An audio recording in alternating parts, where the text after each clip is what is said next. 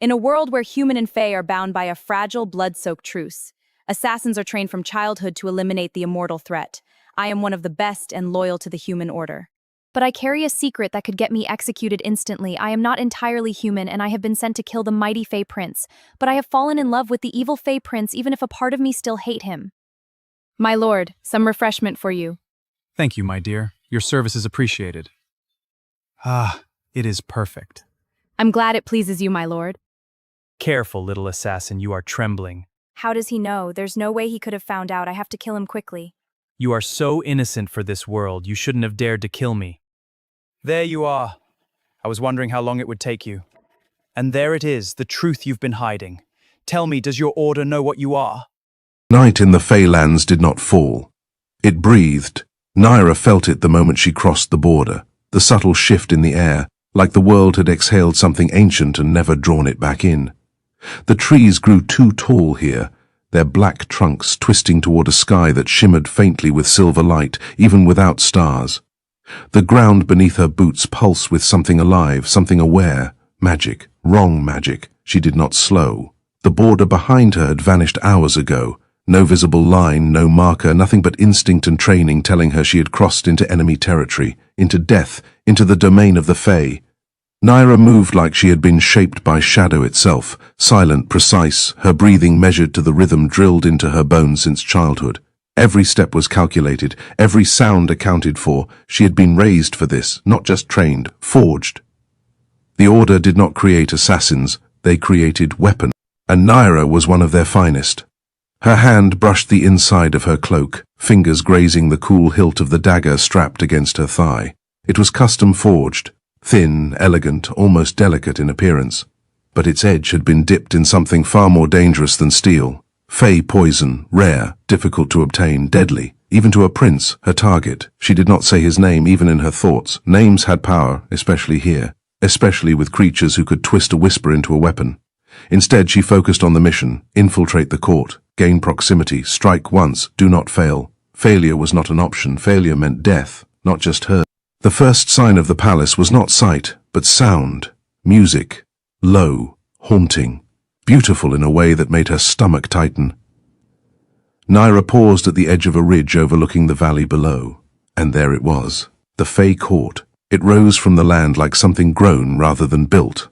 Spires of dark crystal and pale stone twisting upward, catching the ambient glow of the sky and reflecting it in fractured light. Bridges arched between towers like threads of silver. Water flowed through the structure itself, glowing faintly as it moved, alive. Everything here felt alive. Her jaw tightened. Monsters dressed in beauty, the Order always said. Never forget what they are. Naira didn't. She couldn't. Not when she had seen what the Fae could do to human bodies, what they left behind. Not when she had been made to clean the aftermath as part of her training. She exhaled slowly, steadying herself. Then she moved. The disguise had taken weeks to perfect. Servant's garb. Simple, dark, unremarkable. The kind meant to blend into the background. Her hair had been dyed a muted brown, her skin dusted to dull its natural tone, her posture altered just enough to appear submissive without drawing attention. Invisible. That was the goal. Invisible until the moment she wasn't. The outer gates were unguarded, or at least they appeared to be. Naira knew better. She felt the magic as she passed through, something brushing against her skin, probing, searching. For a fraction of a second her heart stuttered. Not from fear, from something deeper, something that answered. She forced it down instantly, locked it away, buried it where it belonged. Nothing happened. The magic passed over her. She was allowed through, but her fingers curled slightly. That had been too close. Inside, the palace was worse, or better. She couldn't decide. The air was thick with scent, flowers that didn't exist in the human world, something sweet and sharp and intoxicating. Light came from no visible source, bathing everything in a soft glow that shifted as she moved. Faye moved through the halls like living art, tall, elegant, inhumanly perfect. Their eyes lingered too long. Their smiles were too sharp, their movements too fluid, predators, every single one of them. Naira kept her gaze lowered as she merged with a group of servants carrying trays of food and drink. She matched their pace, their posture, their silence, blend, disappear, survive.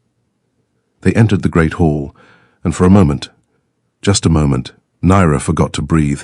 The space was enormous, its ceiling lost in shadow and shimmering light. Music filled the air, drifting from unseen musicians. Nobles gathered in clusters, their voices low and melodic, their laughter edged with something dangerous. At the far end of the hall stood a throne. Not empty, her pulse slowed. There, her target. The Fey Prince sat like he had been carved from the night itself, dark clothing that drank in the light, silver hair falling loosely around a face too sharp, too perfect to be human. One arm rested lazily against the throne, fingers tapping once against the armrest in a slow, deliberate rhythm.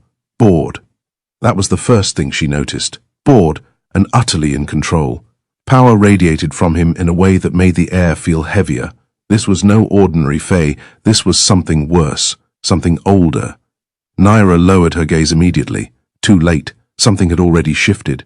She felt it. Like the moment before a blade touched skin, instinct screamed, "Run!" But she didn't move. Couldn't. Not without exposing herself. Instead, she stepped forward with the other servants, each movement measured, controlled, invisible. A hand brushed her dagger again. Soon. Just get close. Wait for the moment. Strike clean. Leave. Simple. It had always been simple. Look at me. The voice was not spoken aloud. It slid into her mind like silk over a blade. Naira froze.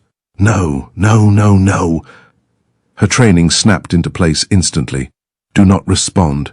Do not react. Do not engage, but her body betrayed her. Just slightly. Just enough. Her eyes lifted and met his. Across the hall, across dozens of bodies, across impossible distance, the Fey Prince was already looking at her. Not scanning, not searching. Looking, directly, at her. Her pulse didn't spike. It stopped. His lips curved slowly. Not in surprise, not in curiosity, in recognition. That was impossible. She had never been here. He had never seen her. There was no record, no connection, nothing. There you are, the voice again, inside her head. Closer this time, amused. Her fingers tightened around the tray she carried. He tilted his head slightly, studying her like one might study an interesting problem. Or a puzzle already solved. I was wondering how long it would take you. Ice slid down her spine. No, that wasn't. He couldn't know. He could not know. Her breathing remained steady, her posture unchanged, but inside, something cracked, just slightly. Careful, he continued softly, his gaze never leaving hers. You're thinking too loudly. Her grip faltered. A single glass on her tray trembled. She caught it instantly, too quickly, too precisely, a servant wouldn't have. His smile sharpened. There, that was it. The moment everything went wrong. And there it is, he murmured, the truth you've been hiding. Cold flooded her veins. Not about the dagger, not about the mission. Something worse. Something buried deeper than anything the Order had trained her to protect. Something she had never spoken, never acknowledged, never understood. Her secret. The one thing that would get her killed faster than any failed mission. Tell me, he said, his voice dropping to something darker, something that curled around her thoughts and tightened. Does your Order know what you are? Naira's heart slammed once, hard, violent, and for the first time in years, she didn't know what to do, because the mission had just changed. No, it had just become impossible. The prince leaned back slightly in his throne, satisfaction flickering across his face. Predatory, certain. No, he answered his own question softly. Of course they don't. His eyes gleamed. But I do. And in that moment, Naira understood something with terrifying clarity. She had not come here to kill him. She had walked willingly into a game she didn't understand. A trap she couldn't see. And the most dangerous part, he wasn't afraid of her. He wasn't threatened. He wasn't even cautious. The Fey Prince looked at her like she belonged to him already. And Naira, weapon, assassin, monster hunter, felt something stir beneath her skin. Something ancient, something alive, something that answered. Naira did not drop the tray. That, more than anything, was what saved her. Not her training, not her instincts. Control. Pure, brutal control carved into her over years of pain and discipline. Her fingers tightened just enough to still the trembling glass before it betrayed her. Her shoulders remained lowered. Her breathing remained slow. Even as her mind fractured. He knows. The thought repeated, sharp and relentless. He knows what I am. Not suspects, not guesses. Knows, and yet No guards moved, no alarms sounded, no blades slid between her ribs. The hall continued as if nothing had happened. Music drifted, laughter echoed, fey nobles glided across polished stone, untouched by the silent war unfolding across the room. Naira forced her gaze downward again. Break eye contact, disappear, recalculate. But the weight of his attention didn't lift. If anything, it deepened, like a hand pressing gently but firmly against the back of her neck, guiding, wait, don't look away. Her pulse kicked. The command slid into her mind, softer now, but no less absolute. She ignored it. She had ignored worse. Pain, interrogation, starvation. She would ignore him. She would look at me. The pressure spiked. Not pain, not exactly, but something that coiled through her veins and tightened, something that brushed dangerously close to the part of her she had spent her entire life burying. Her breath hitched, just slightly. Too slightly for anyone else to notice. But not for him. Never for him. Slowly, carefully, Naira lifted her eyes again. And the moment she did, the rest of the world seemed to dim. He hadn't moved, still seated, still relaxed, still watching her like she was the only thing in the room worth noticing. But something had changed. The amusement was still there, but beneath it, something sharper had surfaced. Interest, real interest. The kind predators felt when prey stopped behaving predictably. Better, he murmured into her thoughts. Naira's jaw tightened. This was wrong. Everything about this was wrong. Faye could manipulate thoughts, yes, influence, suggest. But this clarity, this precision, it felt less like intrusion and more like conversation. Which meant one thing, he wasn't forcing his way in. Something in her was letting him. That realization hit harder than anything else. Her control slipped. Just for a fraction of a second, his smile deepened instantly. There you are, girl. The voice came from beside her this time. Real, physical, human. Naira snapped back into the present so quickly it almost hurt. An older servant stood at her elbow, eyes narrowed. You're lagging, the woman muttered under her breath. Move! Naira dipped her head instantly. Yes, the word came easily. Steady, believable. She stepped forward with the line again, forcing her body back into rhythm. One step, another, closer, closer to him, too close. Every instinct screamed at her to turn, to leave, to abandon the mission entirely. This was compromised, completely, irrecoverably. The Order's rules were clear if exposed, retreat. But she couldn't retreat, not now, not with him watching, not with him waiting. Because if she ran, he would let her, and somehow that felt worse. By the time she reached the base of the dais, her pulse had settled again. Not calm, never calm, but sharpened, focused. This was no longer a simple assassination. This was a game, and she was already behind. The servants ahead of her stepped forward one by one, presenting trays, pouring wine, offering delicacies that shimmered faintly with magic. Naira watched everything. Guard positions, movement patterns, distances. There were guards, of course there were, but they weren't obvious. They stood too still, watched too carefully, their presence woven seamlessly into the elegance of the court. Fey guards, faster than humans, stronger, impossible to surprise. A direct strike would fail. She would need something else, something... Leave us. The command cut through the hall, not loud, not shouted, but absolute. Everything stopped. Every servant froze. Every noble stilled. Naira's breath caught. No. No, he wouldn't. The prince didn't raise his voice, didn't move, didn't even look away from her. Go, he added, softer this time. All of you. The servants began to retreat instantly, heads bowed, movements hurried but silent. Naira didn't move. Couldn't. Because now there was no one between them. The distance that had felt vast moments ago was suddenly nothing. Too small, too exposed. Did you not hear me? The question was directed at her. Only her. Her stomach tightened. Every possible outcome flashed through her mind in an instant. Fight, run, lie, submit. She chose the only one that kept her alive for one more second. Naira stepped forward. Alone, the last servant in the hall, and when the doors closed behind the others with a low, echoing thud, she was left standing in a room full of predators, with the worst one watching. Silence stretched, heavy, deliberate. He let it. Of course he did. This was control. This was dominance. This was him reminding her exactly where she stood. Naira lowered herself to one knee, head bowed. Submission, a role, a mask. Her hand hovered just inches from her dagger. Not yet. Not like this. Look at me. The command came aloud this time. Low, smooth, far more dangerous than the voice in her mind. Naira obeyed, slowly, carefully. Their eyes met again, and this time, there was no distance to soften the impact. Up close, he was worse, far worse, not just beautiful. That word was too small, too human. He looked wrong, perfect in a way that made her instincts recoil, features too sharp, too symmetrical, eyes too bright, silver threaded with something darker, something ancient, something that saw too much. "You're not what they said you would be," he murmured. Naira's spine stiffened. "Careful, very careful. I don't know what you mean, my prince." The lie slid out smoothly, practiced, flawless. His gaze sharpened, then he laughed, softly, genuinely. And that was somehow more unsettling than anything else. "Oh, I like you," he said, leaning forward slightly. "You're going to make this far more interesting than I expected." Naira didn't respond.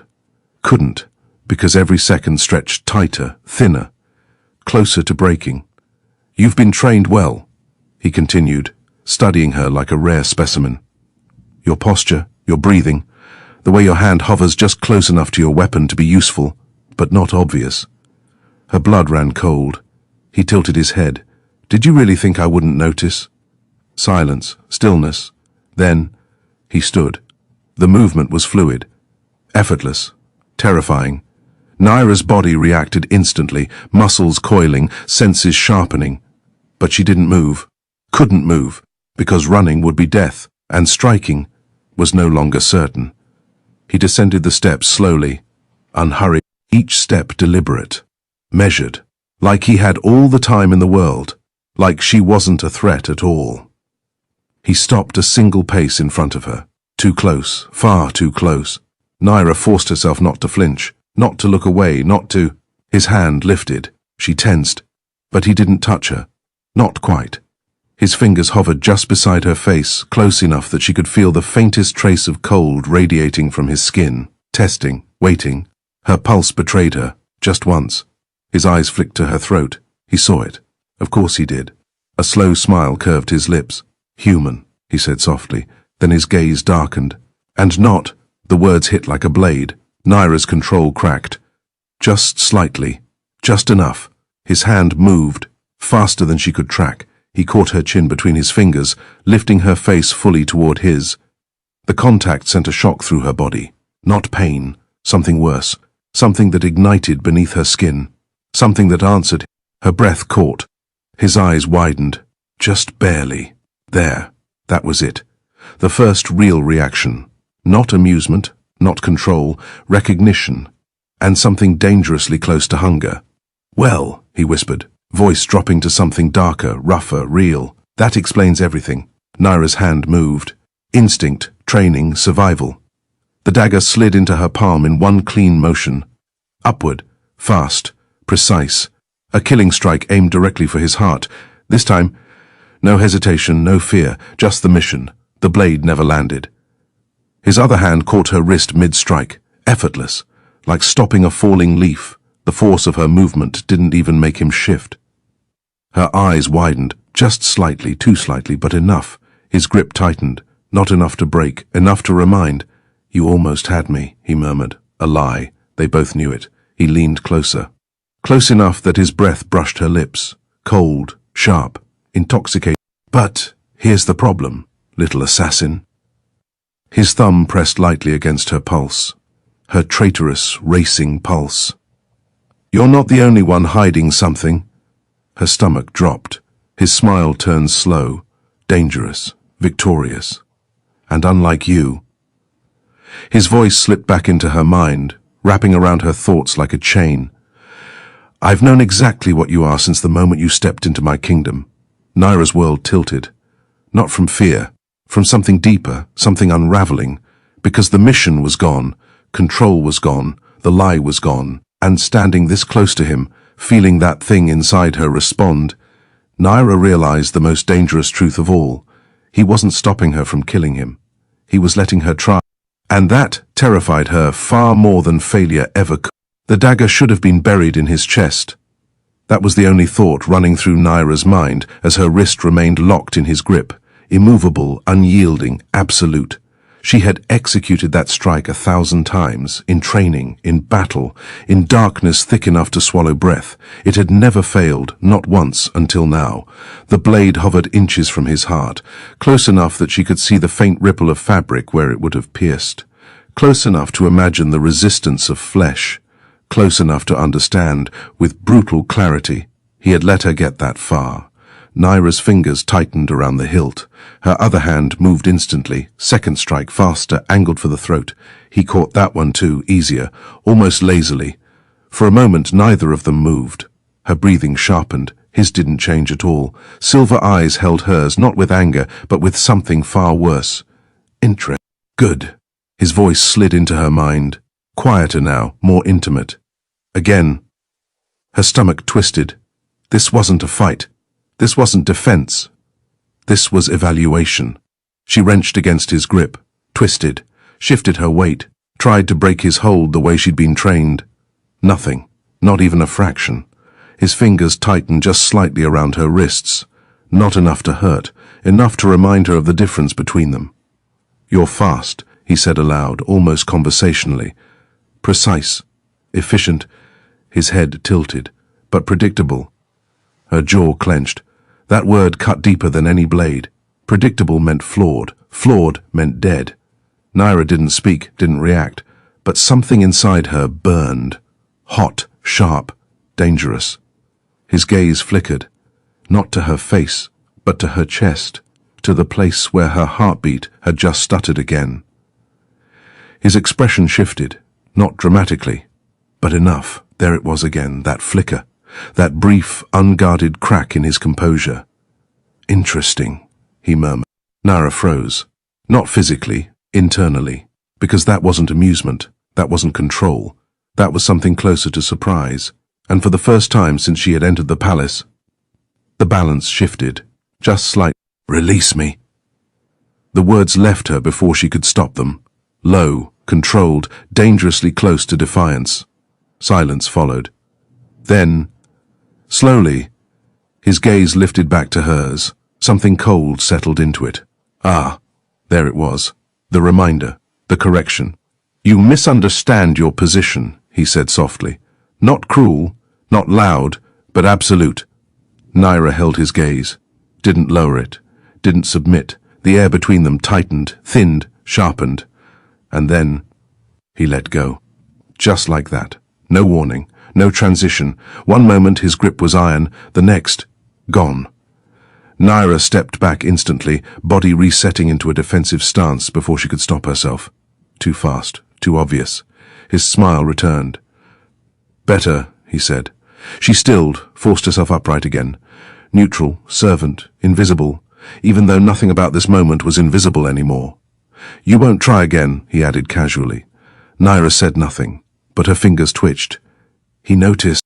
Of course he did. And you won't run. That made her eyes narrow, just slightly. His smile sharpened.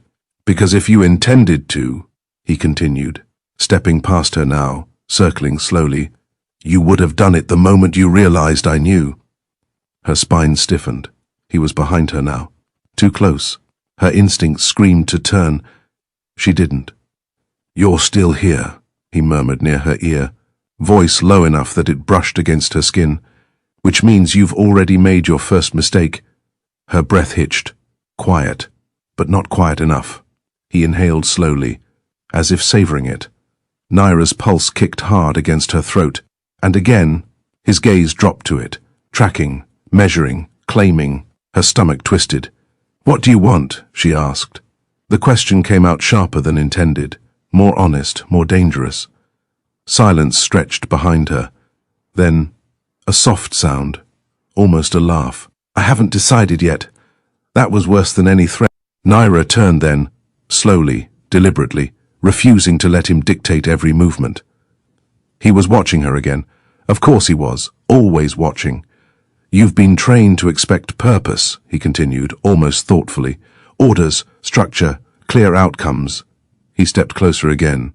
One step, then another, closing the space she had just created. But I wonder, he said, voice lowering, what happens to a weapon when it's no longer being wielded? Naira didn't move, didn't step back, even as every instinct screamed at her to.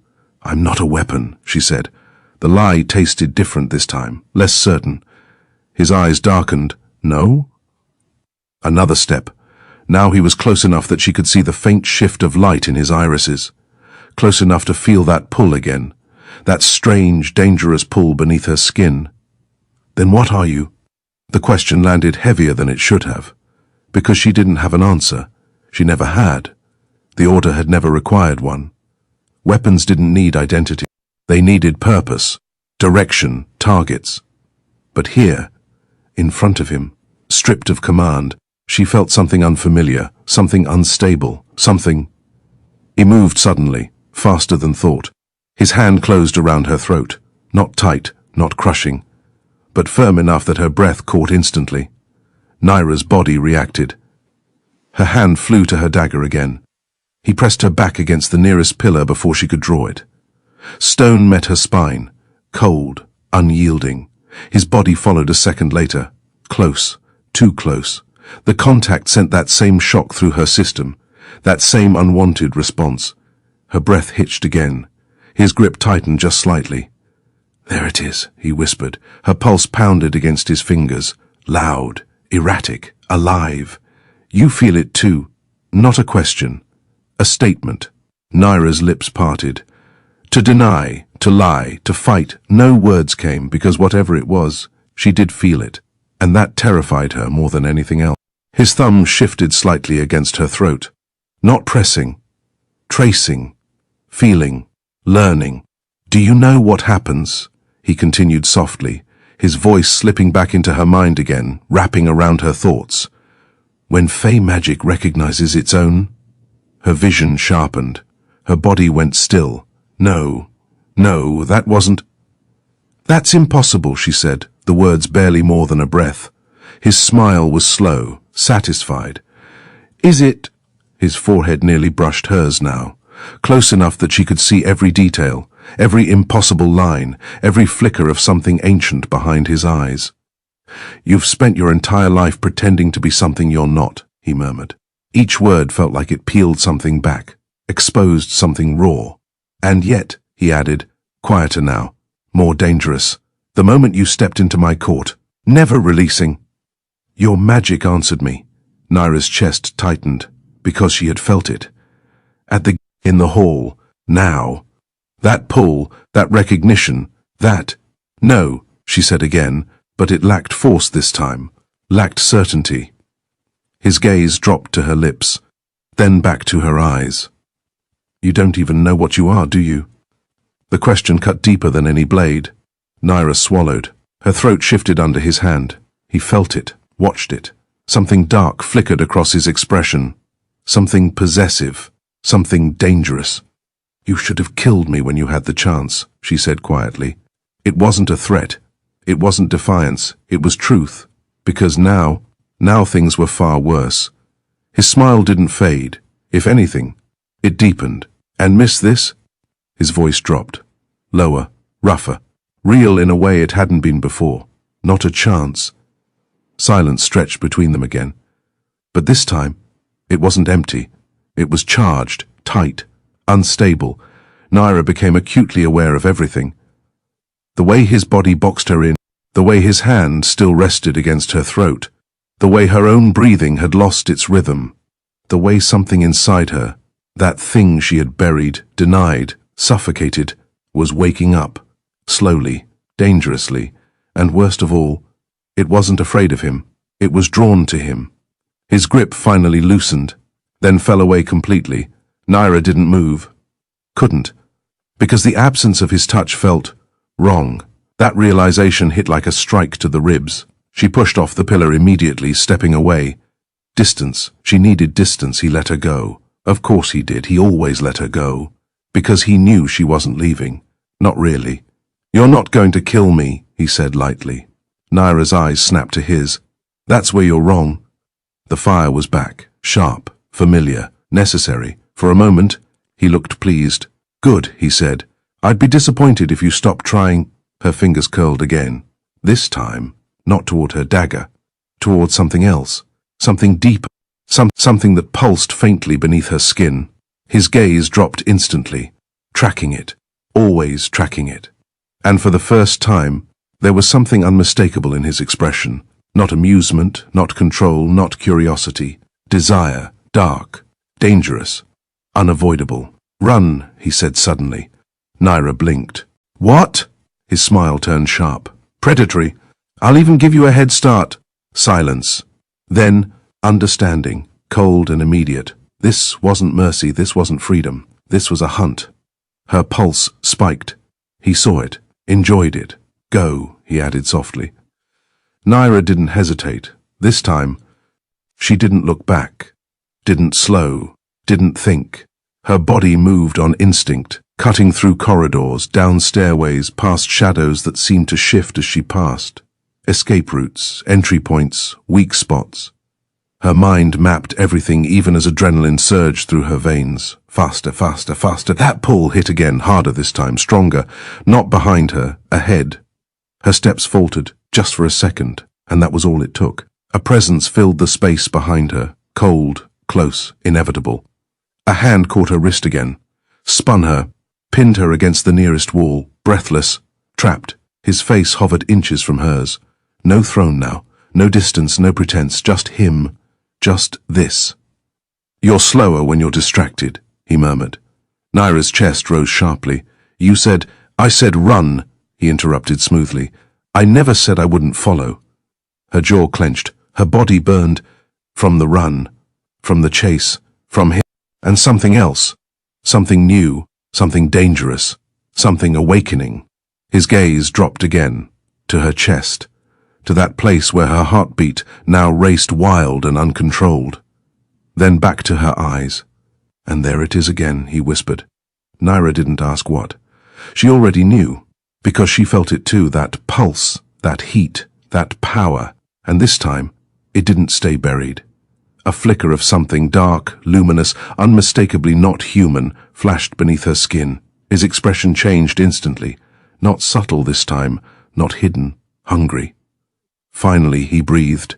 Naira's breath caught, because whatever had just stirred inside her was no longer sleep, and neither was he. Naira did not remember deciding to stop fighting. One moment her body had been coiled, ready to strike, to twist free, to drive steel into something vital. The next, she was still. Not because she had been overpowered, not because she had been broken, but because something far more dangerous had slipped beneath her instincts and wrapped itself quietly around her will. Choice, or the illusion of it. His hand was still on her wrist, not tight, not restraining, but present, constant, a reminder. The corridor around them had gone silent. The distant music from the great hall had faded into nothing, swallowed by the winding stone and strange, breathing architecture of the palace. Here, there were no witnesses, no masks, no pretense, just the two of them, and whatever this had become. Naira forced her breathing to steady, in, out, control. You're not killing me, he said again almost thoughtfully. It wasn't arrogance, it was certain. Naira lifted her chin slightly, meeting his gaze despite the way her pulse still betrayed her. You seem very sure of that. His lips curved, not quite a smile, but close. I am... Her fingers twitched. There it was again, that instinct, that need to prove him wrong, to reclaim something, control, purpose, identity, anything that hadn't already begun slipping through her grasp. You shouldn't be, she said, and this time she meant it, because something inside her had shifted, cracked, awakened, and she didn't understand it, didn't trust it, didn't know what it would do next. His eyes darkened slightly, not with fear, with interest. Good, he murmured. Then perhaps this won't be as dull as I feared. Naira's jaw tightened.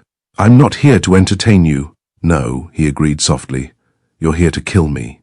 A beat. Then, and failing, her breath caught, sharp, controlled, dangerous. But before she could respond, he released her, just like that. Again. No warning. No hesitation. Naira stepped back instantly, putting distance between them. But this time, he didn't follow, didn't close the gap, didn't press. He simply watched. And that was new, that was worse, because predators did not give space without reason. "What do you want?" she asked again. The question felt heavier now, less like strategy, more like necessity. He considered her, really considered her, not as prey, not as threat, but as something else, something he had not yet decided how to use. "How long have you been with them?" he asked instead. Naira stilled. The shift caught her off guard. "The order," he clarified, though they both knew exactly what he meant. Her silence stretched, measured, careful. He waited. Of course he did. He always let silence do the work for him. "Long enough," she said finally. A non-answer, a deflection. His gaze sharpened slightly. "They took you young." Not a question. Her stomach tightened. She said, "They always do." He continued, quieter now. "It's easier to shape something before it knows what it is." The words hit harder than they should have, because they were true, and because of the way he said them, not mocking, not cruel, but knowing, too knowing. Naira forced the reaction down, locked it away, irrelevant, dangerous. "You're avoiding my question," she said. He tilted his head. "Am I?" "Yes." A pause. Then, "No," he said. "I'm choosing not to answer it." Her eyes narrowed. He smiled. There it was again, that infuriating, effortless control. "This isn't a negotiation," she said. "No," he agreed, "it isn't." Something in his tone shifted, subtle, but unmistakable, and before she could react, the air around her changed.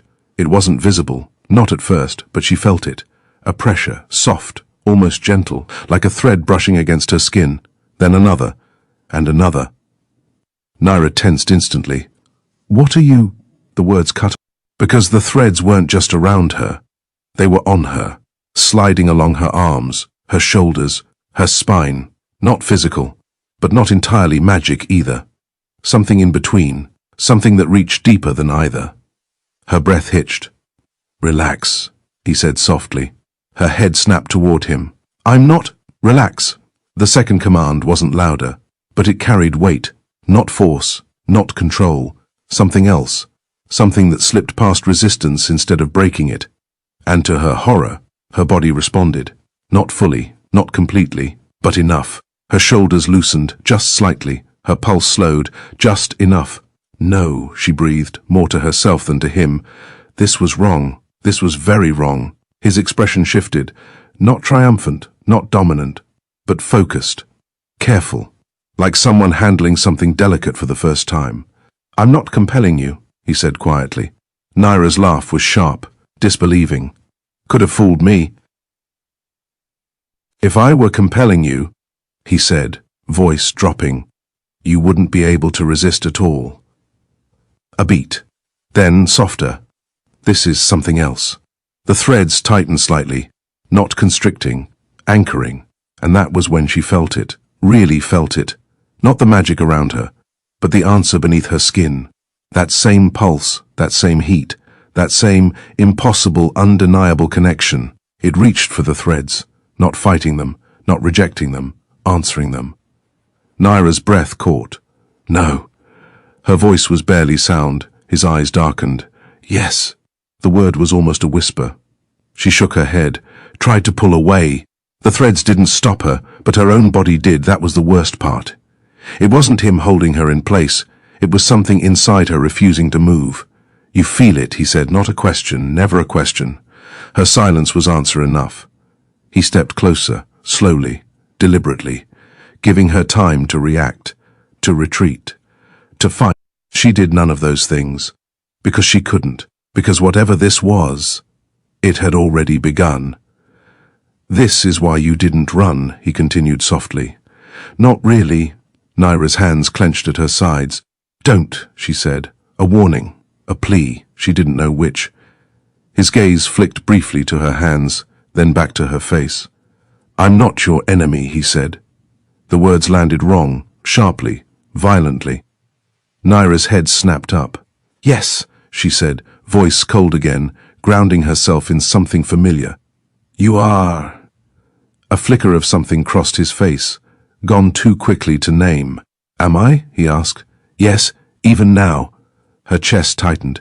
Yes, a beat. Then, even knowing what you are? The question struck like a blade. Naira's breath stuttered. There it was. The crack. The weakness. He stepped closer again. Not invading, not forcing, just there. You were sent here to kill monsters, he said quietly. Tell me, Naira. Her name, the sound of it from his lips. It shouldn't have mattered. It shouldn't have affected her, but it did. Something in her chest tightened, pulled, reacted. How does it feel, he continued, voice dropping lower, more dangerous, to realize you might be one of them? Silence fell, heavy, unforgiving. Naira didn't answer. Couldn't.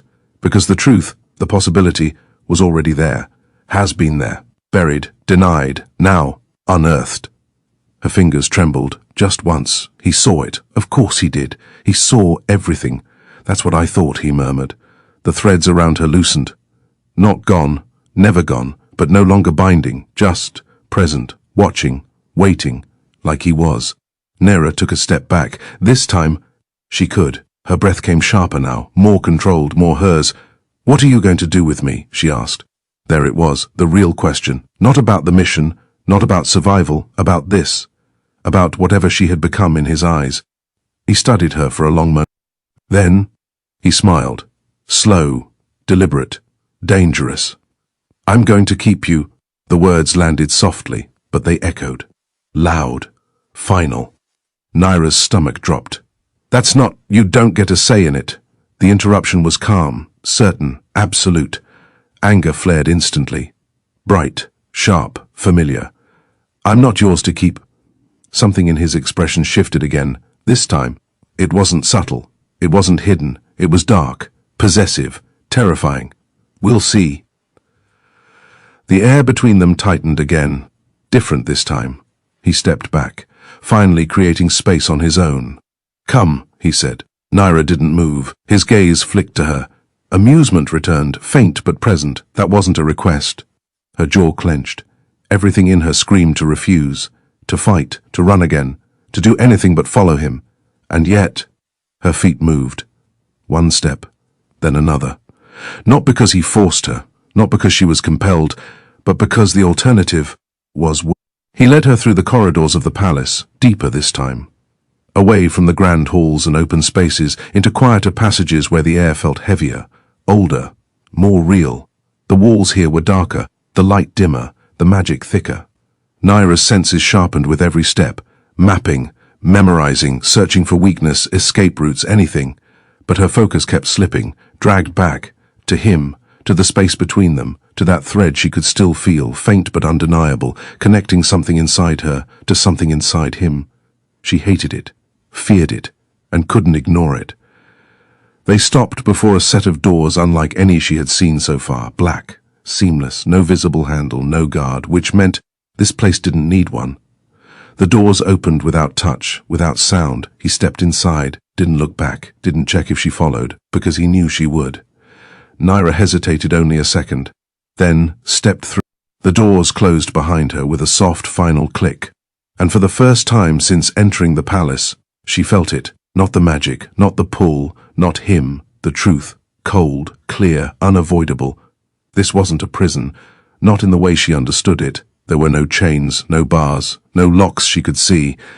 But as she stood in the heart of the Fey Prince's domain, watched him turn slowly to face her, felt that invisible thread tighten just slightly, Naira understood something with terrifying certainty. She had not been captured, she had been claimed. And the worst part, a small, treacherous piece of her, was beginning to wonder what that meant. The doors sealed behind her without a sound. Naira didn't turn, didn't test them, didn't reach for a handle that likely didn't exist, because she already knew. Escape, in the way she understood it, did not exist here. Not in this room, not with him. The space before her was wrong. That was the only word her mind could settle on, not because it was grotesque, not because it was threatening, but because it didn't obey anything she had been taught to recognize as real. The room was vast, but not in a way that could be measured. The walls curved too smoothly, too seamlessly, as though carved from a single piece of midnight.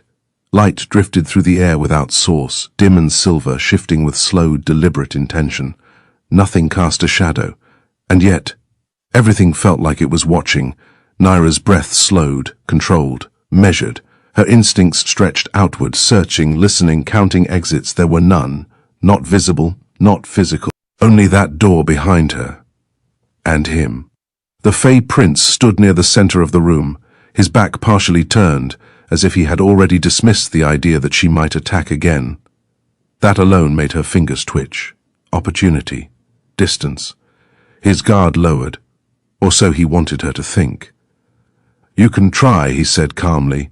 Naira went still. He hadn't turned, hadn't looked at her. But he knew exactly what she was thinking. Of course he did. Her jaw tightened. "I wasn't. You were—" He turned then, slowly, deliberately. Silver eyes catching that strange ambient light and reflecting it back like something sharp and alive. "You're always calculating," he continued. "Angles, distance, timing." A faint tilt of his head. Probability of success. Her pulse didn't change. Her expression didn't shift. But something inside her recoiled. Because he was right. He stepped closer. Not fast. Never fast unless he chose to be. Each step measured, confident, controlled. "You're wondering," he said softly, "if there's a version of this room where you walk out alive." Naira met his gaze. Steady. Unflinching. "There's always a version," she said. The corner of his mouth lifted. "There is—" a pause. Then— "But not one where you leave unchanged." The words settled heavily between them. Naira didn't respond. Couldn't. Because that felt true in a way she didn't want to examine. He turned away again, moving deeper into the room. "Come," he said. Again. Not a command this time. Not entirely, but still. Not optional. Naira followed. Because standing still felt worse. Because not knowing felt worse. Because something in her, something that had begun to stir and stretch and wake, pulled her forward just as surely as any order ever had. The deeper she stepped into the room, the stranger it became. What she had first taken for empty space began to shift. Subtle at first, then undeniable. Surfaces emerged where there had been none. A low table formed from the floor itself, dark and glass-like. A chair, no, a throne, rose slowly behind it, shaped from the same seamless material as the walls. The room was not furnished. It was deciding what it needed. Naira's breath caught, just slightly. He noticed. "This place responds to me," he said, not boasting, not explaining, just stating a fact. Her gaze flicked around again, sharper now. "And me?" she asked. The question slipped out before she could stop it. His eyes shifted to her. Something flickered there. Brief, unreadable. "Not yet," he said. "Not yet." The words echoed. Dangerous, promising, wrong. Naira swallowed the reaction down, locked it away. Focus, observe, survive. He moved to the center of the space and stopped. Turned. Waited. Naira halted a few steps away, far enough to move, close enough to react, always calculating, always ready.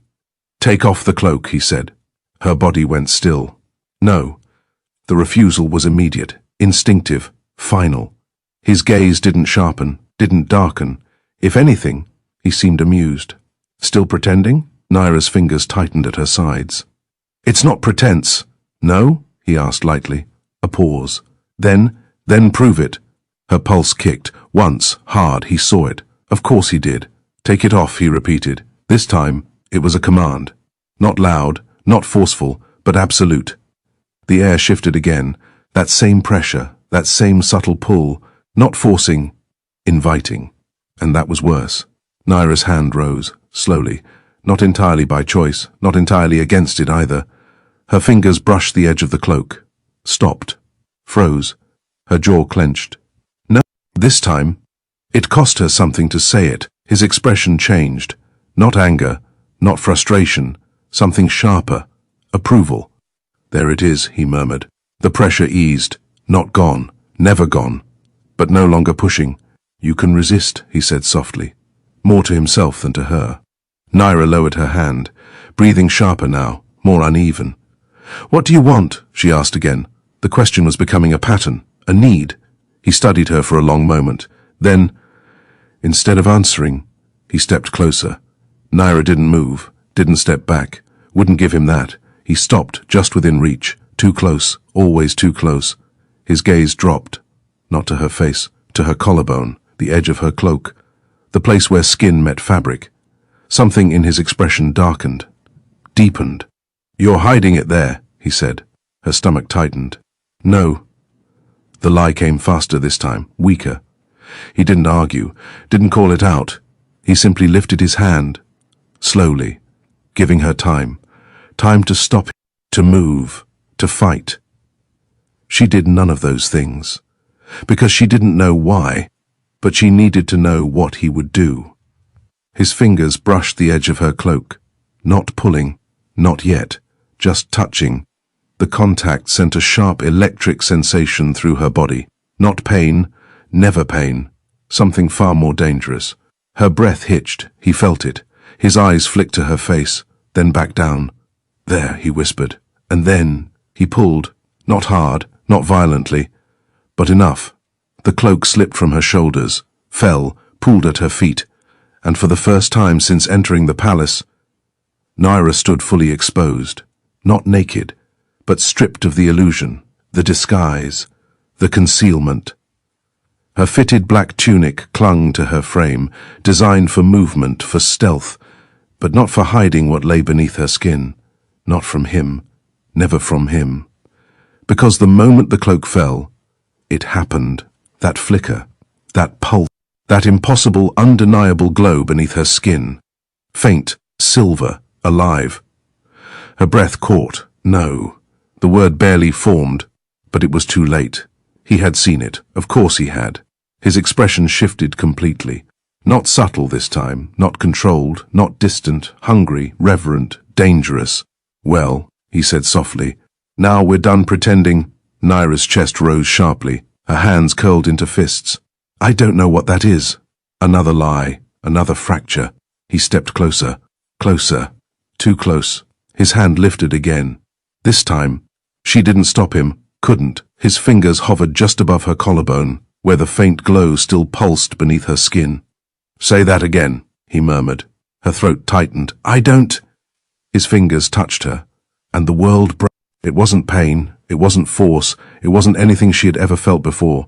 The moment his skin met hers, something answered, not in her mind, not in her body, in something deeper, something older, something that had been silent for far too long. Power surged, not outward, inward, rushing through her veins like liquid fire. Her back arched. A sharp breath tore from her lungs. The glow beneath her skin flared, bright, silver, alive. The room reacted instantly. The walls shimmered. The air thickened. That invisible thread between them snapped tight. No longer subtle, no longer faint, unavoidable. His hand didn't move, didn't pull away. If anything, he leaned closer, eyes locked on hers, fascinated, consumed. "Yes," he breathed. Naira gasped. Her fingers clawed at his arm, not to push him away, to anchor herself, because the ground felt like it was shifting, reality slipping, something inside her rising. Uncontrolled, unfamiliar, terrifying. "Stop! I'm not doing this," he said. And for the first time, there was no amusement in his voice, no manipulation, just truth. "This is you." The words hit harder than the magic, because she felt it, knew it. This wasn't him forcing anything, this wasn't fey trickery, this was hers, this power, this reaction, this... She broke away from him, staggered back. The glow flickered, faded, dimmed, but didn't disappear, not completely, never completely. Her breathing came fast now, uneven, uncontrolled, her heart hammered against her ribs, wild, free, terrifying. "What is that?" she whispered. The question wasn't for him, not really. But he answered anyway, slowly, carefully, like the words mattered. "Faye." The word settled into the space between them. Heavy, final. Naira shook her head. "No." But even she didn't believe it anymore. His gaze softened, just slightly. "Half," he added. "That was worse. Somehow, that was..." Because it explained everything, and nothing. Her past, her strength, her control, her difference. All of it, leading here, leading to this. She laughed, once, sharp, bitter. "That's not possible." It is. Her eyes snapped to his. Then why didn't I know? The question came out raw, unfiltered, dangerous. He held her gaze, and for the first time, there was something like restraint in his expression, like he was choosing his words carefully, because someone made sure you wouldn't. Silence. Heavy, crushing. Naira's stomach dropped. The order, of course it was them. Her entire life, a lie, a cage, a weapon forged from something they never intended her to understand. Her fingers trembled again. This time, she didn't stop it, didn't hide it, didn't care. He watched, not mocking, not amused, just watching. You don't belong to them, he said quietly. The words were soft, but they struck deeper than anything else he had said. Naira swallowed, her throat tight, her mind racing. And I belong to you? She asked. The question was sharp, defensive, a challenge. His gaze darkened, that dangerous, possessive edge returning instantly. Yes, the answer came without hesitation, without doubt, without apology. The room seemed to still around them. Even the magic held its breath. Naira stared at him. Something inside her recoiled. Something else leaned in. And that was the most dangerous part of all. The word, yes, did not fade. It lingered, hung in the air like something alive, something with weight and consequence and a kind of inevitability Naira refused to accept. She stared at him, at the certainty in his expression, at the absence of hesitation, and something inside her, something that had already begun unraveling, snapped tight again.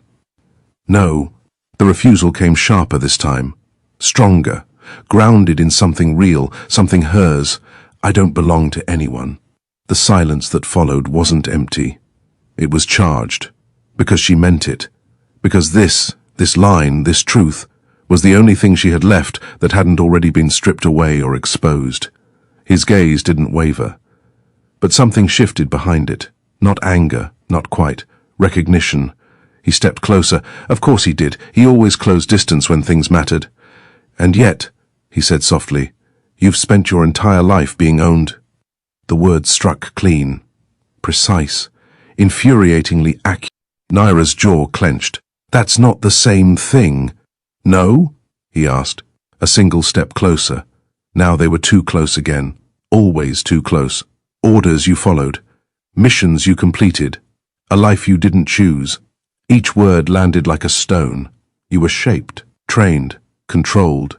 Her pulse kicked, not from fear, from anger, from something raw and volatile and dangerously close to breaking. That doesn't mean I belong to them, she said. Doesn't it? His voice didn't rise, didn't sharpen, but it pressed, relentless. Then tell me, Naira, he continued, her name quieter now, heavier. If they ordered you to kill me again, right now, what would you do? The question hit harder than anything else he had said, because it wasn't hypothetical, it wasn't abstract, it was real, immediate, possible. Her hand twitched, instinct, training. Her mind began calculating before she could stop it. Distance, angle, weak points, even now, even here, even after everything. She saw it, and so did he. His gaze dropped to her hand, then back to her eyes. Exactly. Naira's stomach twisted. Because he was right. Because even now, part of her would try, would always try. Because that was what she had been made to do, what she had been forged to do. Stop, she said, the word low, tight. He didn't. Of course he didn't. They didn't just train you to kill, he continued, voice softer now, but far more dangerous. They trained you not to question. Her chest tightened. They trained you not to be... Stop. This time it came sharper. A warning. A line. He held her gaze, and for a moment, he did.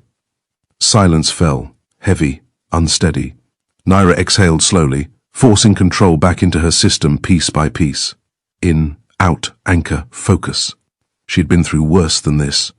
Interrogations, pain conditioning, psychological fracture tests, designed to break lesser recruits. She would not unravel here. Not in front of him. Not like that. You said you knew what I was, she said finally, shifting the conversation with deliberate precision. His expression stilled. Good. That got his attention. Since the moment I entered your territory, she continued. A step forward. This time, She closed the distance, took something back. How? The question hung between them, sharp, demanding, necessary. For a moment, he didn't answer. And that alone told her everything she needed to know. This mattered. This was not a game. Not entirely. You felt it too, he said finally. A deflection. Naira's eyes narrowed. That's not an answer. No, he agreed, it's not. Silence again. Then something changed. Subtle, but unmistakable. The air in the room shifted, not with magic this time, but with something more grounded, more real. His posture altered, just slightly, less relaxed, more intentional, like he was deciding something, weighing it, choosing, and when he spoke again, his voice was different, quieter, heavier. You were never meant to reach me. Naira stilled. The words landed wrong. What does that mean? It means, he said, watching her carefully now, that if things had gone the way they were intended. A pause. You would have died long before you ever stepped foot in this court. Cold slid down her spine, slow, precise, controlled. What are you talking about? He didn't look away, didn't soften it, didn't try to make it easier. They sent you here expecting you to fail. The room seemed to tilt, not physically, but in that subtle, disorienting way truth often did when it struck something buried too deep. Naira shook her head once. Small, sharp. No, they knew what you were. That hit harder. Everything in her body went still, completely still, because that was impossible. It had to be. They couldn't, she said. But the certainty wasn't there anymore, not fully, not after everything she had already seen, everything she had already felt. They didn't know everything, he continued, but they knew enough. Her breath came slower now, measured, too measured. Enough to what? His gaze darkened. Enough to be afraid of you, the words echoed, loud, relentless. Naira's mind rejected them instantly, refused, pushed back. But something deeper, something quieter, something that had always wondered, listened. That doesn't make sense, she said. It was weaker than she intended. Why train me then? Because controlling a weapon is safer than destroying it. His answer came without hesitation. Too quickly, too easily, like he had already thought this through, like he already knew. Naira's stomach dropped. Her fingers curled at her sides. They raised you, he went on, conditioned you, shaped you into something useful, a step closer, but not pressing, not forcing, just there. And when the time came, when your power started to surface, her breath hit. They pointed you at the one place they knew you wouldn't survive. Silence crashed down, heavy, crushing. Naira's thoughts scattered, fragments, pieces that didn't quite fit, but were starting to. The missions that had gone wrong, the assignments that made no sense. The way she had been pushed harder, watched more closely, tested in ways the others weren't. Her jaw clenched. No, but it sounded hollow now. Thin, fragile. His gaze softened, just slightly. Not pity, never pity. Something else, understanding. You've always known something didn't fit, he said quietly. Her breath caught, because he was right. She had just never allowed herself to think it. You just didn't know what. Naira turned away, sharp, sudden, distance. She needed distance from him, from this, from the truth clawing its way to the surface. This is a lie, she said. It felt like one. It had to be one. Is it? He asked. She didn't answer, couldn't. Because if she did, if she admitted even the possibility, everything would change. Everything she had built herself on would fracture, collapse, burn. You don't trust me, he said. Not a question. Naira let out a quiet, humorless breath. No. Something like approval flickered across his expression. Good. She glanced back at him. That she hadn't expected. You shouldn't, he continued. Not yet. A pause. Then, but that doesn't make me wrong. The words settled deeper than anything else he had said, because trust and truth were not the same thing, and she knew that, had always known that. Naira turned fully back to him now, her eyes sharper, colder, more focused. If they knew, she said slowly, if they really knew what I was. Her voice dropped. Why didn't they kill me? This time, he didn't answer immediately. And that was new. That was dangerous. Because it meant the answer mattered. Because it meant the answer would hurt. They tried. The words were quiet, but they hit like a blade. Naira's breath stopped, just for a second. Her mind scrambled, searching, rejecting, trying to make sense of something that refused to fit. When? She demanded. His gaze didn't waver. When you were a child. The world tilted again. Harder this time. Images flickered, disjointed, fractured. Memories she had never questioned. Training injuries, illness, isolation periods. The time she had nearly died. No, that. Her stomach twisted violently. They told me I was sick, she said. Her voice sounded distant. Not quite hers. They said it was a fever. His expression didn't change. It was a beat, induced. The word landed like a hammer. Everything in her went cold. Because suddenly, it made sense. Too much sense. The timing, the severity, the way she had recovered when no one expected her to, the way they had watched her afterward, not with concern, with interest. Naira's hands trembled. This time, she couldn't stop it, couldn't control it, couldn't hide it. They were testing you, he said softly. Her breath came sharp, uneven. Seeing if you would survive, and if I didn't? She asked. The question barely made it out. His gaze darkened. Then the problem would have solved itself. Silence. Absolute. Crushing. Naira's mind reeled, spun, fractured. Everything she had known. Everything she had trusted. Everything she had built herself on. Gone. Or worse.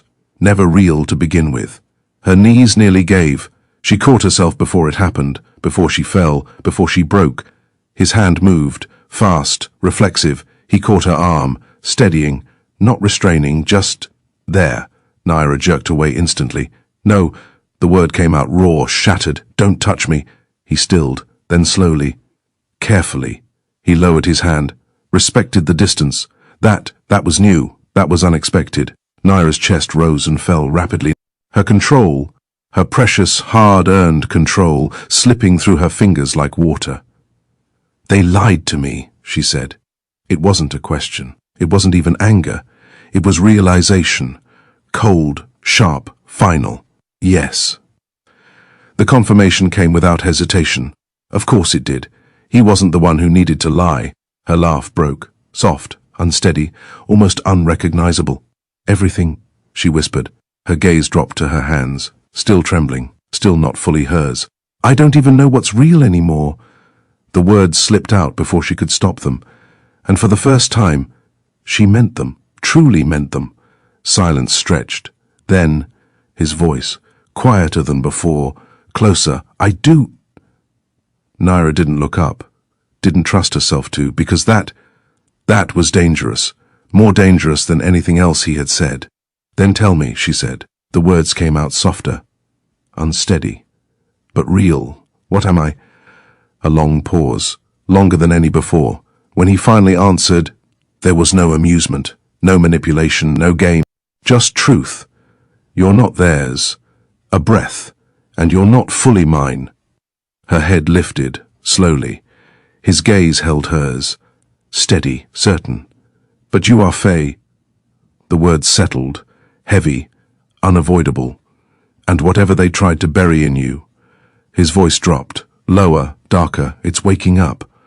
Naira felt it then, that pulse, that heat, that power beneath her skin, stronger than before, less contained, less willing to stay hidden. Her breath caught, because this time, it didn't fade. It stayed, and somewhere deep inside her, something answered. The power did not fade.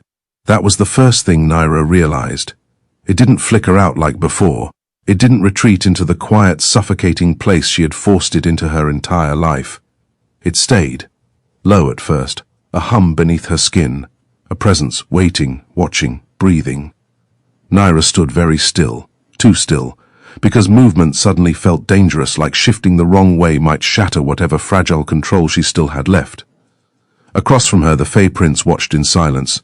No interruption, no command, no attempt to interfere, and somehow, that made it worse. Why isn't it stopping, she asked. Her voice was quieter now, Not weak, but stripped of the sharp certainty she had relied on for so long. He didn't answer immediately. Of course he didn't. He was observing, measuring, learning. It isn't something that stops, he said at last. Naira's fingers. The faint glow beneath her skin pulsed again, stronger this time, tracing along her arms, her collarbone, like veins of silver light trying to map themselves across her body. Her breath hitched. No, she said under her breath. That's not. It is. Her eyes snapped to his. There has never been a moment in your life when it wasn't there, he continued, voice calm, grounded. You just didn't know how to feel it. A pulse, stronger. Her spine stiffened. Something inside her shifted, like a door cracking open that had been sealed too long. Memories flickered, moments she had dismissed, unexplained strength, unnatural endurance, the way wounds had closed faster than they should, the way she had always felt different. Naira shook her head. I controlled it. You suppressed it. The correction came instantly. Sharply, those are not the same thing. Her jaw tightened, another pulse. This time, it hurt. Not like injury, like expansion, like something inside her was stretching beyond what her body had been built to contain. A sharp breath tore from her chest. Her knees threatened to buckle. Naira. His voice changed, just slightly, more focused, more alert. Look at me. She didn't want to. Instinct screamed at her to turn inward, to shut it down, to bury it, to force everything back into the rigid control she understood. But that control was slipping fast. Look at me. Stronger this time. Not forceful, but anchoring. Her head lifted, slowly. Their eyes met, and for a moment, everything else receded. The room, the pressure, the rising, uncontrollable energy under her skin, all of it dimmed under the weight of his gaze. Good, he said softly. The words settled. Steady. Stay with me. Another pulse. Violent. Her back arched slightly as it tore through her chest, racing outward, slamming into her ribs like it was trying to escape. Stop! I'm not doing this, he said again, sharper now. You are... Her breath came faster, erratic. Her control, her precious control, fracturing piece by piece. I can't. You can... A step closer. Careful this time. Measured. Like approaching something volatile. Something that could shatter or explode. You've just never been allowed to... Her vision blurred. Just for a second. Then sharpened again. Too sharp. The room shifted. Not physically, but perceptually. Edges clearer. Movement slower. Sound deeper. Every detail intensified. Naira sucked in a breath. What is happening to me? Her voice cracked. There it was. The break. The truth she could no longer hide behind discipline or training or denial. He stopped just a step away. Close enough. Not touching. Not yet. You're waking up. The words landed softly, but they carried weight. Finality, inevitability. No. Yes. The pulse surged again. This time, it didn't stay contained. A flash of silver light burst from beneath her skin, sharp and sudden, illuminating the room for a fraction of a second. The walls reacted instantly, rippling, shifting, responding to the surge. Naira gasped. Her hands flew out in front of her, not by choice, instinct, defense.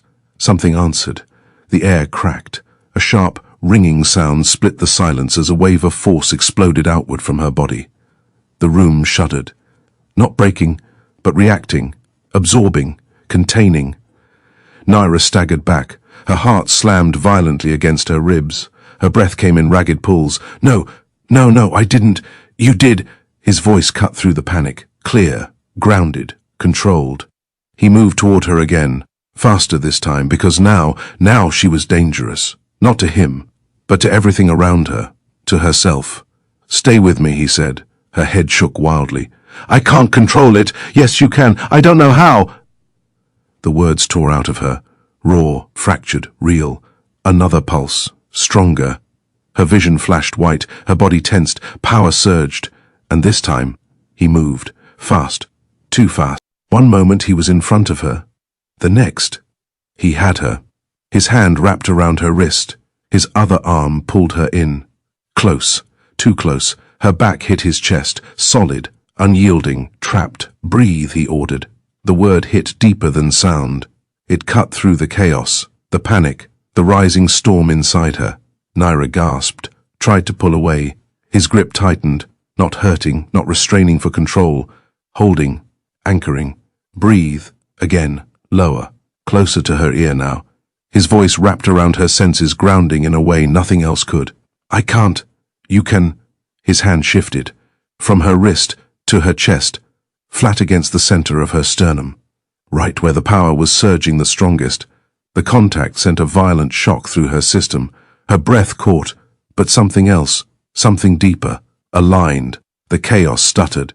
Just for a second, just long enough for him to push. Follow it, he said. Her head shook. No, yes, his voice dropped. Low, more dangerous, more commanding. Don't fight it. Another surge, but this time, instead of resisting, instead of forcing it down, she hesitated. Just for a fraction of a second, and that was all it took. The power didn't explode. It flowed, still intense, still overwhelming, but no longer chaotic. His hand pressed more firmly against her chest, not forceful, guiding, directing. Feel it, he murmured. Her breath trembled, her body shook, but she did, for the first time. She didn't push it away, didn't bury it, didn't deny it. She felt it, and it was warm, not burning, not destroying, alive. Her fingers loosened. The tension in her body shifted, still tight, still unstable, but no longer on the verge of collapse. That's it, he said softly, his voice closer now, right beside her ear. Don't force it. Another pulse, but this time, it didn't hurt. It moved through her, like something that belonged there, something that had always belonged there. Naira's breath slowed. Gradually, painfully, piece by piece, the light beneath her skin dimmed. Not gone, never gone, but quieter, contained, controlled, or at least less uncontrolled. Her body sagged slightly, not fully, but enough to show how close she had been to breaking. His arm tightened around her instinctively, holding her upright, steadying. The room stilled, the walls smoothed, the lingering echoes of power faded.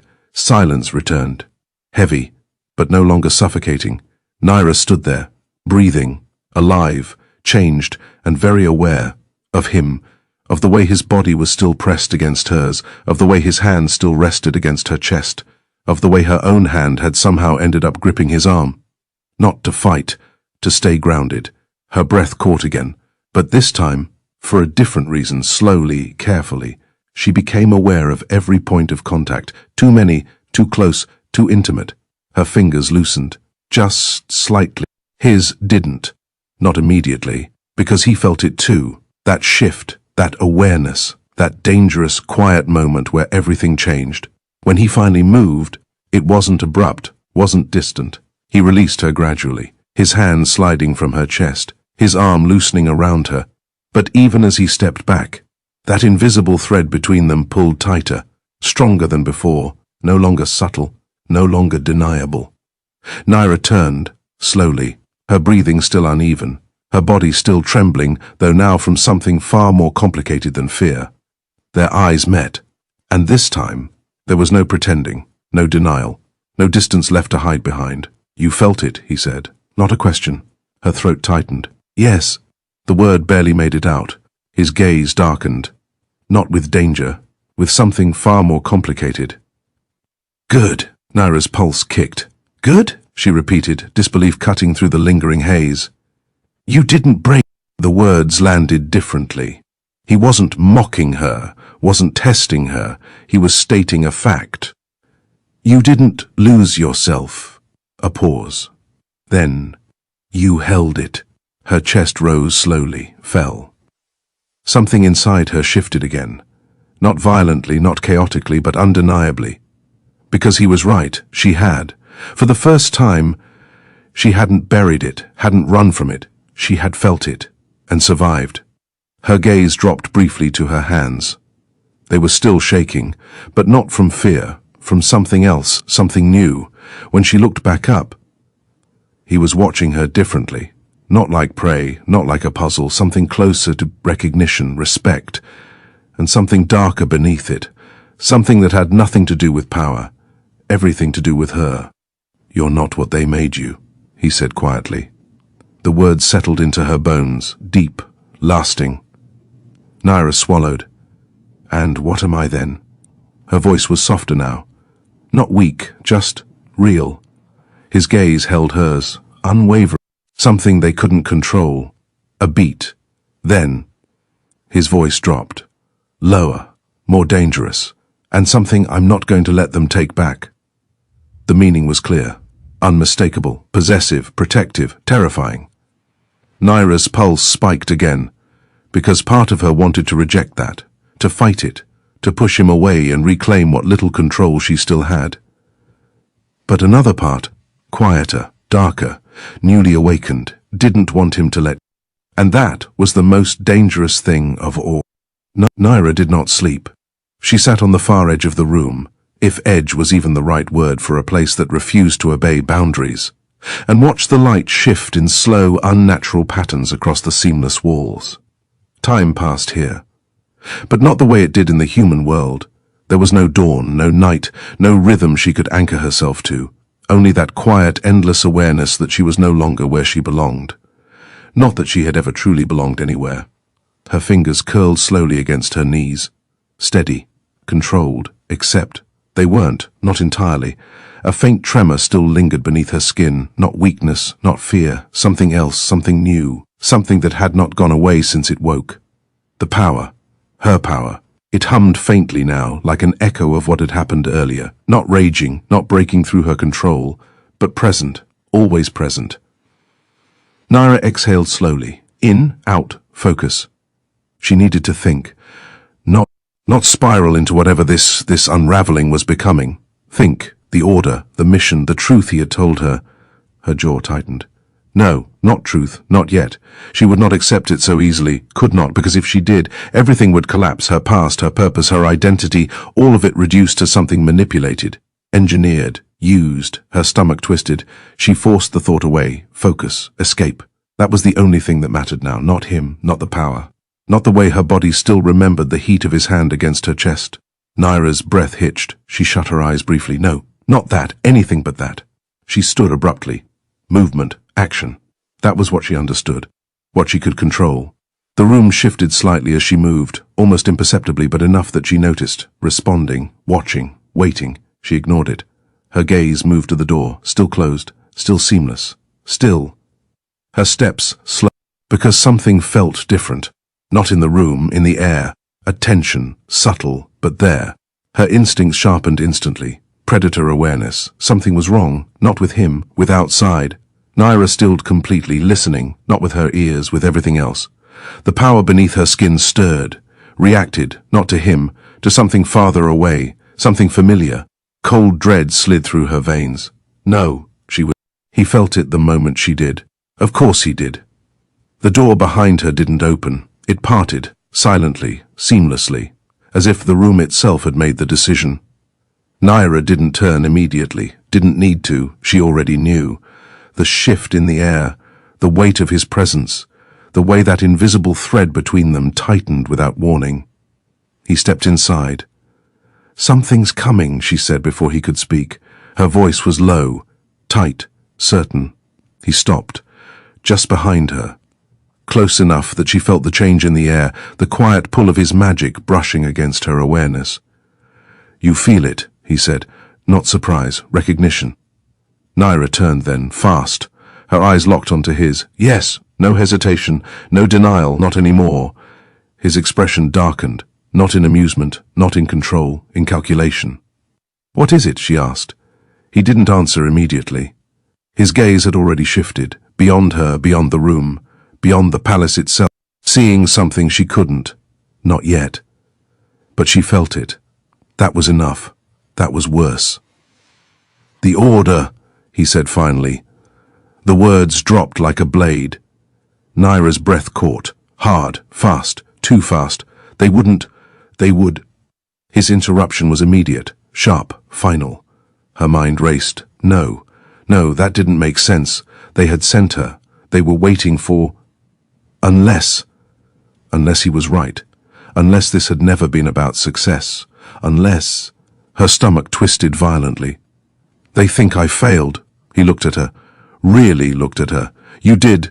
The bluntness hit harder than it should have, because it was true, because she had. But this wasn't how the Order handled failure. Not like this. They don't send forces for a single failed mission, she said. Her voice had gone cold again. Focused, strategic. They retrieve or eliminate. A pause. Then quieter. They don't invade. His gaze sharpened. Then this isn't about failure. The realization settled between them. Heavy, dangerous, unavoidable. Naira's fingers curled. They're not here for you, she said. It wasn't a question. He didn't answer. He didn't need to. Her chest tightened. They're here for me. Silence, confirmation. The power beneath her skin flared in response, sharp, reactive, alive. Her breath stuttered. Why? She demanded. He stepped closer, slowly, measured, because whatever they did to you, whatever they tried to bury. His voice dropped. It didn't stay buried. Her pulse spiked. They can't know that. They can feel it. The words sent a chill down her spine. They know something changed, he continued. They just don't know what yet. Naira's mind snapped into motion. Strategy, angles, outcomes. If they breach the court, they won't. The certainty in his tone was absolute. Her eyes narrowed. They're human, he added calmly. They don't survive here long enough to breach anything. That should have reassured. It didn't. Because she knew the Order. Knew how they worked.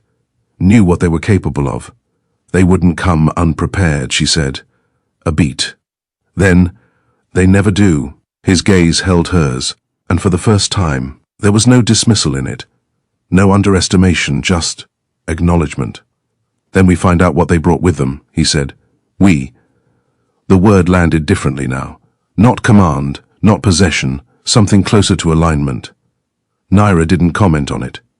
Couldn't, because her focus had already shifted. What's your plan? She asked. His mouth curved slightly. There it was again. That flicker of something sharp, something dangerous. You assume I need one. I assume you don't underestimate them, she shot back. A pause, then a slow, approving nod. Fair. He stepped past her, toward the door. Come, again. Always that word. Naira hesitated, just for a fraction of a second. Because this time, it wasn't about being kept, or watched, or controlled. This was different. This was stepping into something bigger, something dangerous, something that would change everything. Her pulse kicked, not from fear, from anticipation, from something darker, more volatile, more alive. She followed. The corridors felt different now. Not quiet, not still, alert. The palace itself seemed to be responding, subtle shifts in the walls, faint pulses of magic threading through the air like a warning. Naira moved beside him, not behind, not ahead, beside. The difference didn't go unnoticed, not by him, not by her. The thread between them pulsed faintly, stronger than before, no longer something she could ignore. She hated it, and yet... Her awareness kept circling back to it, to him, to the way his presence grounded the chaos inside her. Dangerous. All of it was dangerous. They reached an open balcony that overlooked the vast expanse beyond the palace. Naira stepped forward and froze. The forest below was wrong. Not just dark, not just still, disturbed. Something moved through it, fast, coordinated, purposeful. Her breath caught. There, she said, he was already looking. Of course he was. Shapes emerged from the shadows, small at first, barely visible through the distance and the unnatural haze of the Fey lands. Then clearer, then undeniable. Figures, dozens, moving in formation, human. Naira's stomach dropped. They actually came, she whispered. Not disbelief, not anymore, just realization. His gaze narrowed. They're using something. Her eyes snapped to him. What? He didn't answer, not yet, because even from here, she could see it now, faint, but there, a glow, not silver, not like hers, something harsher, artificial, wrong. Her blood ran cold. No! The word slipped out before she could stop it. He glanced at her. What is it? Naira's voice dropped, barely above a whisper. They shouldn't have that. A beat. Then, they shouldn't even know it exists. His expression darkened. Naira, her eyes didn't leave the forest. Fey-killing magic, she said. The words felt like poison, heavy, deadly, real. His silence said everything. The air shifted again, sharper now, more dangerous. Then this just became a problem, he said. Naira's pulse pounded. Yes, she said, and for the first time, there was no conflict in her voice, no hesitation, no divided loyalty. They're not just here for me anymore. Her gaze lifted to his, sharp, certain. They're here for you too. The tension between them snapped tight, not the thread. Something deeper, something more dangerous. Because now, this wasn't just a game, not just a hunt, not just a battle of control and power and identity. This was war, and Naira stood at the center of it. The silence stretched, heavy, charged, and then he stepped closer, to the battlefield below, to her face, to her lips, then back to her eyes. Something shifted, dangerously.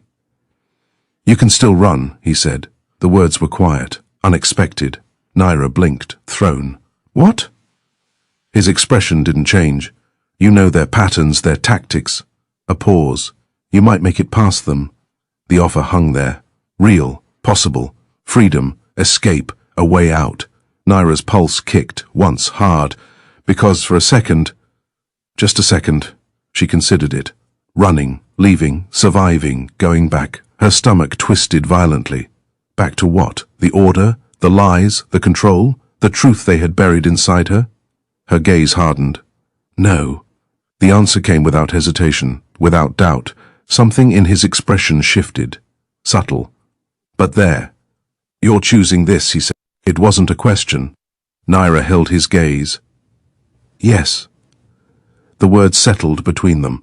Solid, unbreakable. For a moment, they just stood there. Close, too close. The tension from before, different now, deeper. Not just attraction, not just power. Something sharper, more dangerous. Because this time, she wasn't being kept. She was choosing to stay. His hand lifted, slowly, deliberately, giving her time. Time to stop him. Time to move. She didn't. His fingers brushed her jaw. Light, barely there. But enough. Her breath caught. Again. Always again. Their eyes locked. Closer now. Closer than before. The space between them thinning, breaking. His gaze dropped. Her pulse spiked. The world narrowed. And for one suspended, dangerous moment, there was nothing but him. Nothing but her. Nothing but that pull. That undeniable consuming pull. And then a distant explosion shattered it. The ground trembled. The forest below lit with unnatural light. War had begun. His hand dropped instantly, the moment broken. Gone, but not forgotten, not undone. Naira's breath came sharp, her body still thrumming with everything that hadn't happened. And everything that almost had. He turned toward the battlefield, composed again, controlled, deadly. Stay behind me, he said. Naira's hand moved to her dagger, her other hand still faintly glowing. I don't think so. His gaze flicked to her. Something dark flashed in his eyes. Approval, challenge, something more. Then keep up, he said. And then he moved, fast, into war. Naira followed, because there was nowhere else left to go. The descent into the battlefield was not a run. It was a fall. Not uncontrolled, but fast, deliberate, and inevitable. The moment he stepped from the balcony, the air itself seemed to bend around him. Shadows gathered at his feet, coiling upward like living things, wrapping around his form before releasing him into the open night. Naira didn't hesitate. She followed. The drop should have broken her. It didn't. The moment her body tipped past the edge, something inside her reacted. Instinctive, immediate. That same power surged, not violently this time, but with purpose. The fall slowed, not visibly, not enough for the eye to track, but enough to land. She hit the ground hard, but not wrong. The impact rolled through her body cleanly, controlled. Her boots slid against the dark earth, knees bending just enough to absorb the force before she straightened again. Alive, unbroken, changed. Her breath came sharp as she lifted her head. The forest was chaos. The trees themselves seemed to recoil, their twisting branches pulling back from the advancing line of human soldiers. Light cut through the darkness in unnatural streaks, harsh, jagged, wrong. Not fey magic, something colder, manufactured, weaponized. Naira's stomach twisted as she saw it clearly for the first time. The Order's forces had come prepared. Dozens of soldiers moved in formation, their armor etched with symbols she recognized instantly. Containment sigils, suppression runes, constructs designed to weaken magical entities. Fey-killing tools. But that wasn't the worst part. The worst part was how well they worked. A Fey guard lunged from the shadows, fast, inhumanly fast, only to be caught mid-motion as one of the soldiers raised a weapon that glowed with that same harsh light. A pulse fired. It struck the Fey directly. The reaction was immediate, violent. The Fey's body jerked as the magic ripped through him, silver blood bursting from his side as he collapsed, convulsing. Naira's breath hitched. No, that wasn't supposed to happen. Fey didn't fall like that, didn't break like that. They adapted, she said, voice tight. He was already moving, of course he was. The moment her feet hit the ground, he had stepped forward, no hesitation, no pause, no fear. The shadows around him deepened, stretching outward like an extension of his will. They always do, he replied. And then he struck. It wasn't a fight. It was annihilation. He didn't charge, didn't rush blindly into the line. He walked, and the battlefield bent around him. The first soldier raised his weapon, too slow. Shadows surged forward, snapping around the man's limbs before he could fire again. The darkness tightened, sharp, precise, and with a single flick of the prince's hand. The soldier dropped, not dead, but not moving, not fighting, gone from the field. The others reacted instantly. They'd been trained for this. Weapons lifted, formation tightened, light flared. Naira saw it, the moment they recognized him for what he was. Not just Fey, not just a target, something worse. "Focus fire!" one of them shouted. The command echoed. Multiple weapons turned at once. A burst of light exploded outward. It hit him directly. Naira's heart slammed, but he didn't fall, didn't even flinch. The light struck the shadows first, and the shadows held. They twisted, absorbed, bent around the attack like it was something tangible, but not entirely. She saw it, the strain, the flicker, the way his jaw tightened just slightly. It affected him. Not enough to stop him, but enough. That was all the confirmation she needed. "They can hurt you," she said. Her voice carried. He heard it. Of course he did. His gaze flicked toward her for a fraction of a second. "Then don't let them." The response was immediate, cold, certain. And then he moved again. Naira didn't think. Not anymore. Thinking would slow her down, would make her hesitate, would get her killed. Her body took over, the way it always had. But this time, something was different. The power inside her didn't stay quiet, didn't stay buried. It moved, flowed, reacted. The moment she stepped into the fray, a soldier broke formation and lunged toward her, blade drawn, eyes sharp with recognition. "Target confirmed," he shouted. Of course they would recognize her. Her training, her stance, her movement, she was one of them. Or she had been. His strike came fast, precise, familiar. Naira blocked it instinctively, her dagger snapping up to meet his blade with a sharp, ringing clash. Their movements mirrored each other, same training, same techniques, same deadly efficiency, but he hesitated, just for a fraction of a second. "Naira?" he said. Recognition, shock, mistake. She didn't hesitate. Her blade shifted, cut clean across his arm. Not fatal, disabling. He staggered back with a curse.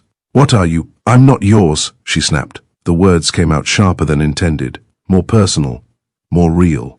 He recovered quickly, of course he did. They had trained him well. Weapon raised again. But this time, she didn't just react. She reached, not with her hands, with that power, the one she had barely begun to understand, barely begun to control. It answered instantly, too easily. A pulse surged from her chest, faster, sharper than before, and when she struck this time, it wasn't just steel that met him. It was something else, something deeper. Her blade connected, and the power followed. A flash of silver light erupted at the point of contact. The soldier cried out, not from the cut, from something else, something that tore through him, disrupting whatever magic his armor carried. He dropped instantly, breathing, alive, but unable to move. Naira froze, just for a second, because she hadn't meant to do that, hadn't planned it, hadn't even known she could. Her chest rose sharply, the power pulsed again, stronger, easier, and for the first time, She didn't fear it, not entirely. Behind her, another explosion ripped through the air. She turned just in time to see. The prince stood at the center of the battlefield, unmoving, untouched, surrounded by chaos. 3 soldiers closed in on him at once, their weapons flaring with that same harsh, unnatural light. They fired, together. The blast was stronger this time, brighter, more focused. It hit him, and this time, the shadows cracked. Not fully, not breaking, but enough. Enough that he stepped back, just one step. Naira's breath caught. He could be hurt. That realization slammed into her with brutal clarity. He turned his head slightly, just enough to glance at her. Their eyes met across the chaos. And in that moment, she understood something instinctively. He wasn't invincible. He wasn't untouchable. He was holding back. Why? She didn't know. But she didn't have time to question it. Because the soldiers were adjusting, learning, adapting. "Contain him!" one of them shouted. A new formation shifted into place. Tighter, more strategic. Devices were raised, not weapons this time. Something else. Naira's stomach dropped. No. She recognized those. Containment. Suppression, designed to trap magic, not just disrupt it. "They're trying to bind you," she shouted. His gaze snapped back to the soldiers, then to the devices. Understanding flashed instantly. Too late, they activated. A net of light erupted outward, fast, precise, impossible to outrun at that distance. It closed in on him, and for the first time, Naira saw it. Not power, not control, not dominance, strain, real strain. The shadows surged violently, pushing back against the net, but the light held, pressing inward, tightening, locking him in place. The ground beneath him cracked. The air screamed. The entire battlefield stilled for a fraction of a second as 2 opposing forces collided. Fey magic, human weaponry, ancient power, engineered destruction, and in the center, him. Naira didn't hesitate. She moved. She ran straight into the line of fire. No plan, no strategy, just instinct. The power surged again, responding to her movement, her intent, her need. A soldier stepped into her path. She didn't slow. Her blade flashed. Her magic followed. He dropped before he could react. Another, then another. She cut through them faster than she had ever moved before, the power enhancing every strike, every step, every breath. Closer, closer. The net tightened. The light burned brighter. He was still standing, but barely moving now, the force of the containment pressing in from all sides. "Naira!" His voice cut through the chaos. Not a command, not a warning. Recognition. She reached him. Just as the net closed fully. The light hit her too. Pain exploded across her skin. Not physical, magical. Her body reacted violently, the face side of her flaring in resistance. She gasped, but didn't stop, didn't pull back. Because now she understood. The power inside her wasn't just reacting. It was choosing. Choosing him. Choosing this. Choosing against them. Her hand slammed into the barrier. And this time, she didn't fight the power. She let it rise. Fully. Completely. Uncontrolled. But not chaotic. Not anymore. The silver light burst from her body in a blinding wave, crashing into the net. And for one impossible moment, everything stopped. The light faltered, the containment fractured, and his gaze locked onto hers. Not surprised, not confused, certain. "You chose," he said. The words were quiet. "Everything." Naira's breath shook. Yes, the answer came without hesitation, without doubt, without fear. The power surged again, stronger, brighter, and the net shattered. The explosion of magic ripped through the battlefield. Soldiers were thrown back, weapons shattered. The unnatural light flickered, failed, died. And in the center of it all, Naira stood, breathing hard, glowing faintly, alive, and very, very dangerous. Beside her, he stepped free, unbound, untouched.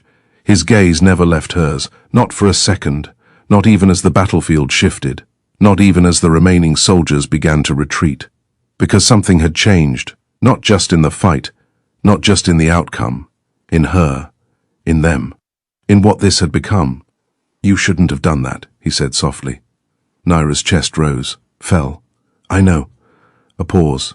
Then, "I don't regret it." Something dark and powerful moved behind his eyes. Not anger, not control. Something far more dangerous. Something that matched the heat still burning under her skin. Good, he said, and this time it didn't sound like a warning. The battlefield did not quiet all at once. It unraveled, slowly, reluctantly, like something that did not want to release the violence it had just witnessed. The echoes of magic still trembled in the air, faint distortions like ripples left behind after something vast had moved through water. The unnatural light the soldiers had wielded flickered weakly across the ground before dying completely, leaving only darkness in its wake. And the bodies. Not all dead, some moving, some trying to. Most not. Naira stood at the center of it, breathing, alive, but not untouched. Her chest rose and fell in uneven pulls, her lungs still struggling to catch up with what her body had just done. The faint glow beneath her skin hadn't disappeared. It pulsed softly now, lingering like an aftershock. Her hands trembled, not from fear, not anymore. From the sheer force of what had passed through her. She looked down at the subtle silvery veins of light that flickered just beneath the surface. And for the first time, she didn't try to hide it. A step behind her. He moved. Naira felt it before she saw it. That shift in the air, that quiet pull, that thread between them tightening again, stronger than it had ever been before. She turned, slowly. Their eyes met, and for a moment, the battlefield disappeared. The bodies, the war, the order, all of it faded into something distant and irrelevant compared to the weight of that gaze. He looked at her differently now, not like prey, not like something to test or unravel, but not entirely equal either, something in between, something far more dangerous. "You broke it," he said. His voice was low, measured, but there was something beneath it, something sharp, something charged. Naira swallowed, her throat still tight from the lingering surge of magic. "I didn't know I could—" The admission slipped out before she could stop it. He stepped closer, closing the distance again. "Of course he did. You didn't," he said, "until you chose." The word settled heavily. Chose. Naira's gaze flickered, just briefly, toward the shattered remnants of the containment device on the ground, then back to him. "Yes," she said. This time, there was no hesitation. A sharp groan broke through the silence. Both of them turned instantly. A soldier, still alive, barely. He lay on his side a few paces away, armor cracked, one arm pinned beneath him at an unnatural angle. Blood stained the ground beneath him, not silver, not glowing, human, familiar, wrong. Naira's body moved before she could stop it. She stepped forward. One step, then another. The soldier's eyes found hers. Recognition flared. "Traitor," he rasped. The word hit, harder than it should have, because once, that would have mattered. Once, that would have defined everything. Naira stopped in front of him, looked down. Her expression didn't change, but something inside her shifted, not breaking, not cracking, reforming. "I didn't betray you," she said quietly. Her voice didn't shake, didn't waver. "You never knew me." The soldier let out a weak, humorless breath. "They made you," he said. "We all know what you are." Naira's jaw tightened. "And what's that?" she asked. His lips curled faintly. "A weapon," the word echoed. Too familiar, too easy, too wrong now. Naira crouched slowly, bringing herself level with him. For a moment, she almost saw herself, the same training, the same belief, the same blind certainty in something that had never truly belonged to them. Her gaze softened. "Just slightly. That's what they wanted," she said. A pause. Then, "They were wrong." The soldier's eyes narrowed. "You think you're different now?" Naira didn't answer immediately, because that question mattered, more than she wanted it to.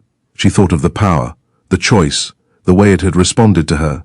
Not forced, not commanded, chosen. "Yes," she said finally. The certainty in her voice surprised even her. The soldier laughed weakly, then coughed. Blood touched his lips. "You're still theirs," he said. "You just don't know it yet." The words hit deeper than anything else he had said. Because there was a part of her, a small, quiet, dangerous part, that wondered if he was right. She stood, abruptly, distance. She needed distance. Behind her, the prince hadn't moved, hadn't intervened, hadn't stopped her, but now, Now he stepped forward, slow, measured. His gaze settled on the soldier, cold, unyielding. "Leave him," he said. Naira's head turned sharply. "He's alive, and he won't be for long." The bluntness cut clean. Naira's hands clenched. He's not your responsibility." The interruption was calm, firm, final.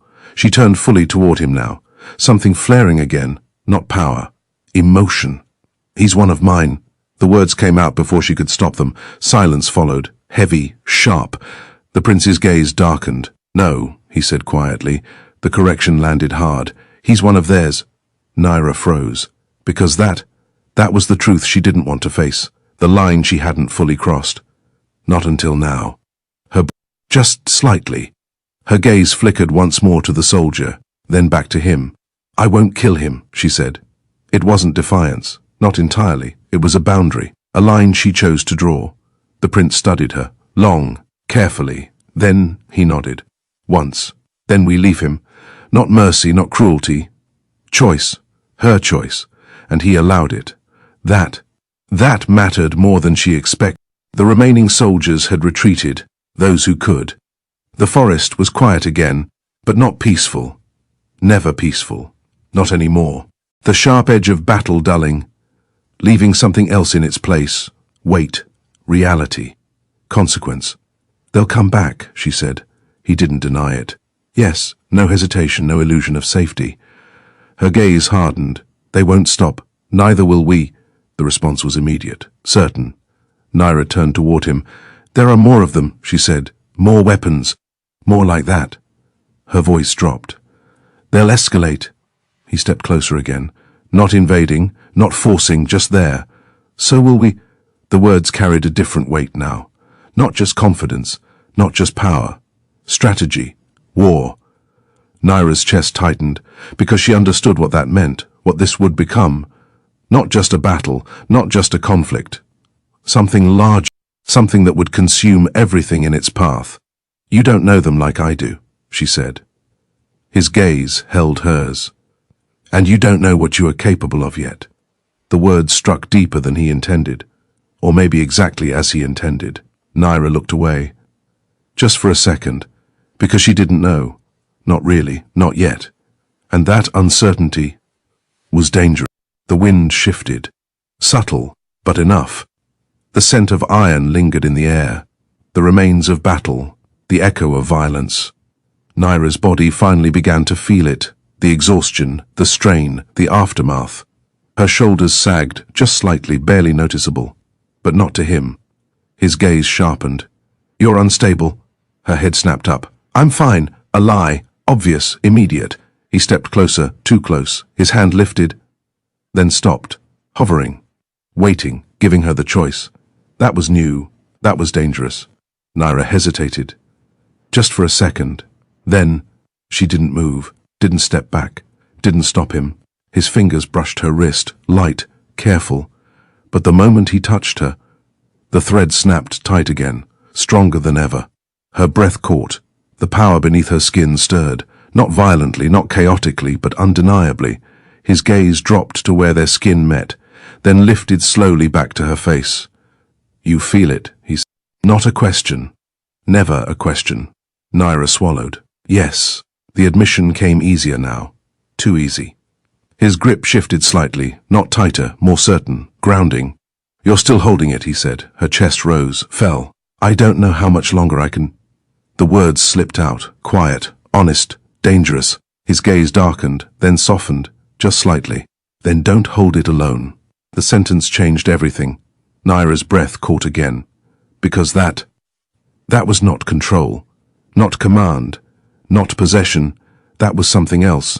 Something she didn't recognize, didn't understand, didn't trust but couldn't ignore. Their distance closed without either of them fully deciding it. One step, then another, until there was nothing left between them. Her pulse pounded, not from battle, from him, from this, from everything that had been building, breaking, shifting since the moment she stepped into his court. His hand moved again. This time, he didn't hesitate. His fingers slid from her wrist to her jaw, tilting her face up, not forcefully, not dominating, but undeniable. Her breath hitched, their eyes locked, closer now, too close. The world narrowed again, the battlefield gone, the war distant. Only this moment, this pull, this impossible, dangerous, consuming pull. His gaze dropped to her lips, then back to her eyes, as if asking, as if deciding. Naira didn't move, didn't breathe, didn't stop him, because this time she didn't want to. His head dipped, closer, closer. And just before the distance disappeared, he stopped. His jaw tightened. A flicker of something sharp crossed his expression. Control, hard-won, reluctant. He pulled back, barely, but enough. Naira's breath came back in a rush, too fast, too sharp, too real. Silence stretched between them, thick, unspoken, heavy with everything that hadn't happened, and everything that almost had. "You're still human enough to hesitate," she said. The words came out softer than she intended, more revealing, more dangerous. His gaze darkened. "And you're not human enough to walk away." The truth hit, hard, because she didn't, she hadn't, and she wouldn't, not now, not anymore. The war had changed everything, but not as much as this moment had, and both of them knew it. They didn't move. Not at first. The battlefield still lingered around them, silent now but not forgotten. The air carried the weight of what had happened, the scent of magic and iron and something newly awakened, but none of that mattered, not anymore, not in this moment. Naira stood too close to him, close enough that every breath felt shared, close enough that the faint glow beneath her skin seemed to respond, not to danger this time, not to battle, to him. Her pulse hadn't settled, not from the fight, from this, from the way his hand still rested against her jaw, from the way his thumb had shifted, just slightly, barely brushing the edge of her cheek. It wasn't force, it wasn't control, it was something far more dangerous. It was intent. Her breath came slow, too slow, like she was afraid that if she moved too quickly the moment would shatter, or worse, spiral into something she wouldn't be able to stop. His gaze held hers. Dark, steady, unrelenting, but not distant, not cold, not the way it had been when they first met. There was something else there now, something deeper, something that had been building between them since the very beginning, denied, resisted, ignored, until now. "You didn't run," he said quietly. The words weren't about the battle. Not entirely. Naira's lips parted slightly. Her voice, when it came, was softer than she intended. "I could have—" A pause. A truth. "But you didn't—" "No." The answer lingered between them. Heavy, intentional. Because this wasn't survival anymore. This was choice. And she had chosen him. His hand shifted slightly, fingers sliding more firmly along her jaw. Not gripping, not claiming, but grounding, anchoring. Naira didn't pull away, didn't resist, didn't even think to. Her body had already made the decision before her mind could catch up. The thread between them pulled tighter, stronger, almost unbearable now. "Say it again," he murmured. Her breath caught. "What?" His gaze dropped, just briefly, to her lips, then back to her eyes. "That you chose this." The air stilled. Everything stilled. Because this mattered more than anything else. Naira swallowed, her pulse hammered. "You already know I did. I want to hear it." The quiet intensity in his voice sent a sharp heat through her chest. Not fear, not hesitation. Something far more dangerous. Her fingers curled lightly against his arm, not pushing him away, holding herself steady. "I chose this," she said. The words came out steady, clear, certain, and something in him shifted, completely. The last thread of restraint snapped. He closed the distance, not slowly, not cautiously, decisively. His lips met hers, and everything unraveled. It wasn't gentle, it wasn't hesitant, it wasn't uncertain. It was everything they had been holding back, every moment of tension, every unspoken thought, every dangerous glance, all of it colliding at once. Naira's breath vanished the second it happened, because that's what it felt like, a storm, alive. Her lips parted under his without thought, without strategy, without control, and that was new. She had never kissed anyone like this, never felt like this. There was no calculation, no distance, no control. Only him, closer. Naira responded without thinking. Unyielding, real. This wasn't battle. This wasn't power spiraling out of control. This was something else entirely, something far more dangerous. Because she didn't want it to stop, not even a little. The kiss deepened, not physically, but everything else. Everything she had been was already slipping, breaking, reforming into something new, something she didn't fully understand yet, but didn't want to lose. Not now, not with him. When he finally pulled back, it wasn't far. Not nearly far enough. Their foreheads nearly touched. Their breaths still tangled, still uneven, still shared. Naira's eyes didn't open immediately. She stayed there, suspended in the aftermath, feeling everything, too much, too real, too close. When she finally looked at him, his expression had changed again, not controlled, not distant, something darker, something more dangerous. Because now, there was no question, no uncertainty, no denial. "You feel it," he said quietly. "Not about the power, not this time." Naira swallowed. Her lips still tingled, her pulse still racing. Yes. The answer came easier than anything else had, because this she understood, not logically, not strategically, but instinctively, completely. His hand lifted again, this time slower, more deliberate, as if giving her the space to step away if she wanted to. She didn't. His fingers brushed her cheek again. Gentler, but no less intense. "This changes everything," he said. Naira let out a quiet breath. It did. She knew it did. There was no going back from this. Not to the order, not to what she had been, not to anything she had known before. "I know," she said. A pause, then softer. "I don't care." His gaze darkened again, that same dangerous approval flickering behind it. Good. A distant sound broke through the moment. Not loud, but enough. A signal, movement in the palace, the world rushing back in, reality, war, consequences. Naira stepped back first this time, just enough to breathe, just enough to think, even if thinking felt harder now, different. Her body still remembered him, too clearly, too vividly. "We're not done," she said. It wasn't a question. His gaze held hers. "No," he said. A beat, then not even close. They turned toward the palace together, not separately, not divided, together. And that might have been the most dangerous thing of all. The palace did not welcome her back the same way. Naira felt it the moment they crossed the threshold. Before, it had watched, observed, measured her like something uncertain, something foreign but contained. Now, it recognized her. The shift was subtle but undeniable. The walls, alive in that quiet, unsettling way, seemed to hum faintly as she passed.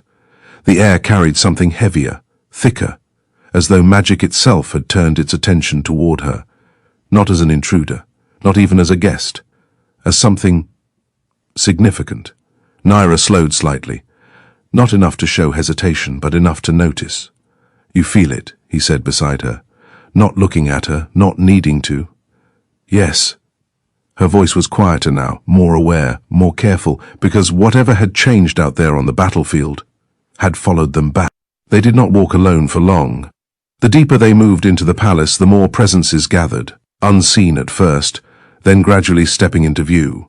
Fae, not guards, not soldiers, something higher, something older. Naira's instincts sharpened immediately. This wasn't a battlefield. This was worse. This was politics. They emerged into a vast chamber unlike anything she had seen before.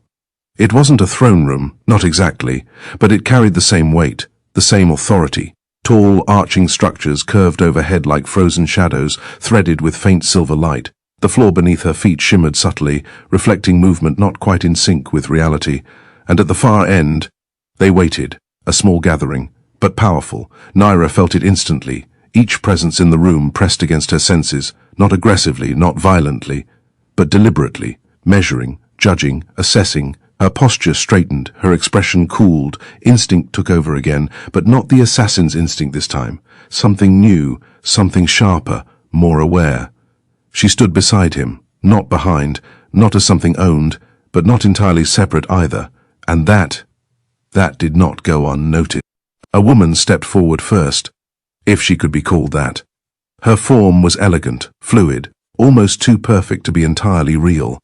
Silver hair fell like liquid down her back, and her eyes, bright, piercing, fixed directly on Nira. There was no warmth there, only interest. "Well," she said softly, her voice like silk edged with something sharp, "this is unexpected." Nira didn't respond, didn't lower her gaze, didn't shift. The woman's lips curved faintly. "Human," she continued. A pause. Then, not entirely, the words slid through the room like a blade. Nira felt the attention sharpen, focus tightening around her. The prince spoke before she could. "She is not yours to examine." The temperature in the room dropped. Not physically, but socially. Power shifting. Lines being drawn. The woman's gaze flicked to him, amusement sparking briefly. "Everything in this court is subject to examination." His expression didn't change. "She isn't part of this court." Then, yet. Silence followed, heavy, loaded. Nira's pulse kicked. That word, yet. The woman's smile deepened. "Careful," she murmured. "You sound as though you've already decided something." He didn't answer. But he didn't deny it either. "And that?"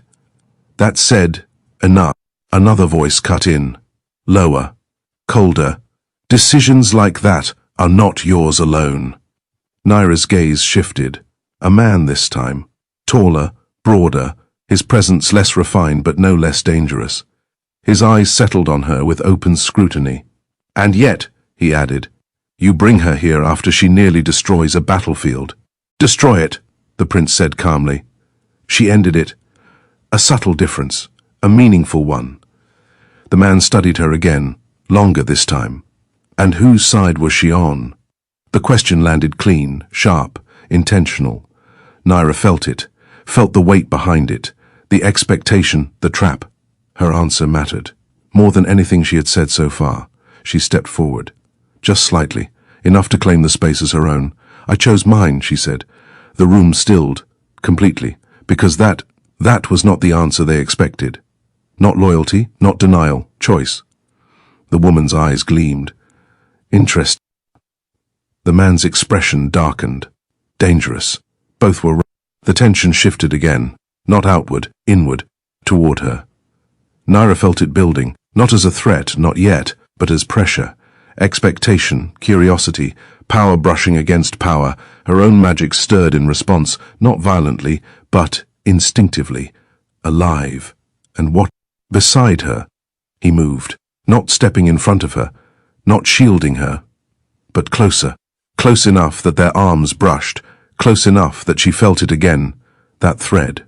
Stronger now, more reactive, more visible. A faint ripple of silver flickered beneath her skin at the contact. Subtle, but not subtle enough. The room noticed. Of course it did. The woman's gaze sharpened, then flicked between them. Once, twice. Understanding dawned slowly, dangerously. "Well," she said, softer now. "Now that is unexpected." The man's expression shifted as well. Not confusion, recognition, and something else. Concern. "You've bound yourself to her?" he asked. The prince's jaw tightened slightly. "No, but the hesitation, however brief, was enough." Nira felt it too, that flicker of something unspoken, something neither of them had fully named yet. But the court, they saw. The woman stepped closer, circling slightly, not invading, but testing boundaries. "How fascinating," she murmured. "A half-fey weapon, and a prince who can't seem to let her go." Nira's fingers curled slightly. Not in fear, in control. "I'm not his," she said. The words came sharp, clear, necessary. The woman's smile widened. "Oh, I don't think anyone here believes that." Nira's pulse spiked. Before she could respond, his voice cut through the tension. "She's not yours either." The warning was unmistakable. The room reacted. Subtle, but present, because that tone, that edge, was not casual. It was territorial. And that was dangerous in a court like this. Silence stretched, then broke. "Enough," the man said. His gaze shifted between them. Assessing, calculating. "This changes things." Naira exhaled slowly. Yes, she said quietly. It does. The court did not dismiss them, not immediately, but the tension eased slightly, enough to breathe, enough to move. He turned first. A subtle motion, an invitation, or a command, or both. Naira followed. Because staying longer would have meant more questions, more scrutiny, more danger. And she had already had enough of all three. They didn't speak until the corridor swallowed them again, until the weight of the court lifted, slightly, until it was just the two of them again, alone, or as close to alone as they ever were. Naira slowed, then stopped. He did the same, turning toward her. The silence between them wasn't awkward. It was charged, still carrying the remnants of everything that had happened. The battle, the kiss, the court, the shift. You didn't deny it, she said. His gaze held hers. Neither did you. Fair. Too fair. Naira stepped closer. Not thinking, not planning, just moving. You hesitated, she said, softer now, more personal. His expression darkened slightly. And you didn't. Her lips parted slightly, her pulse rising again, not from fear, from something far more familiar now. Dangerous. I'm not the one pretending this is something it's not. The words landed, close, sharp, honest. The space between them closed again, naturally, inevitably. His hand lifted. Not hesitant this time, not careful, certain. His fingers brushed her jaw again, tilting her face just enough. Then say what it is. Her breath caught, because this was the moment, the line, the truth. Naira didn't look away, didn't retreat. It's not control, she said. Quiet. But it's not nothing either. His gaze dropped briefly to her lips again, then back, closer now. It's not nothing, he agreed. A beat. Then he kissed her again. This time, it was slower, deeper, less collision, more intention. Naira didn't freeze this time, didn't hesitate.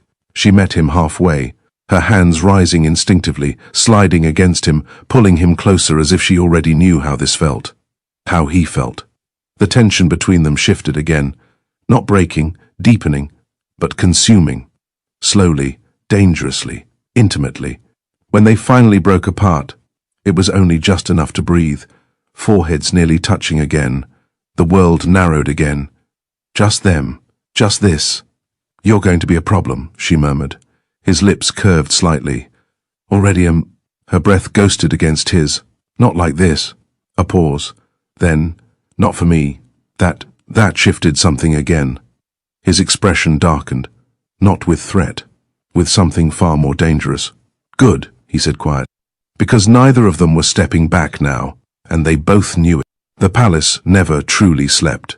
Naira stood alone on a high terrace, the forest stretching endlessly below.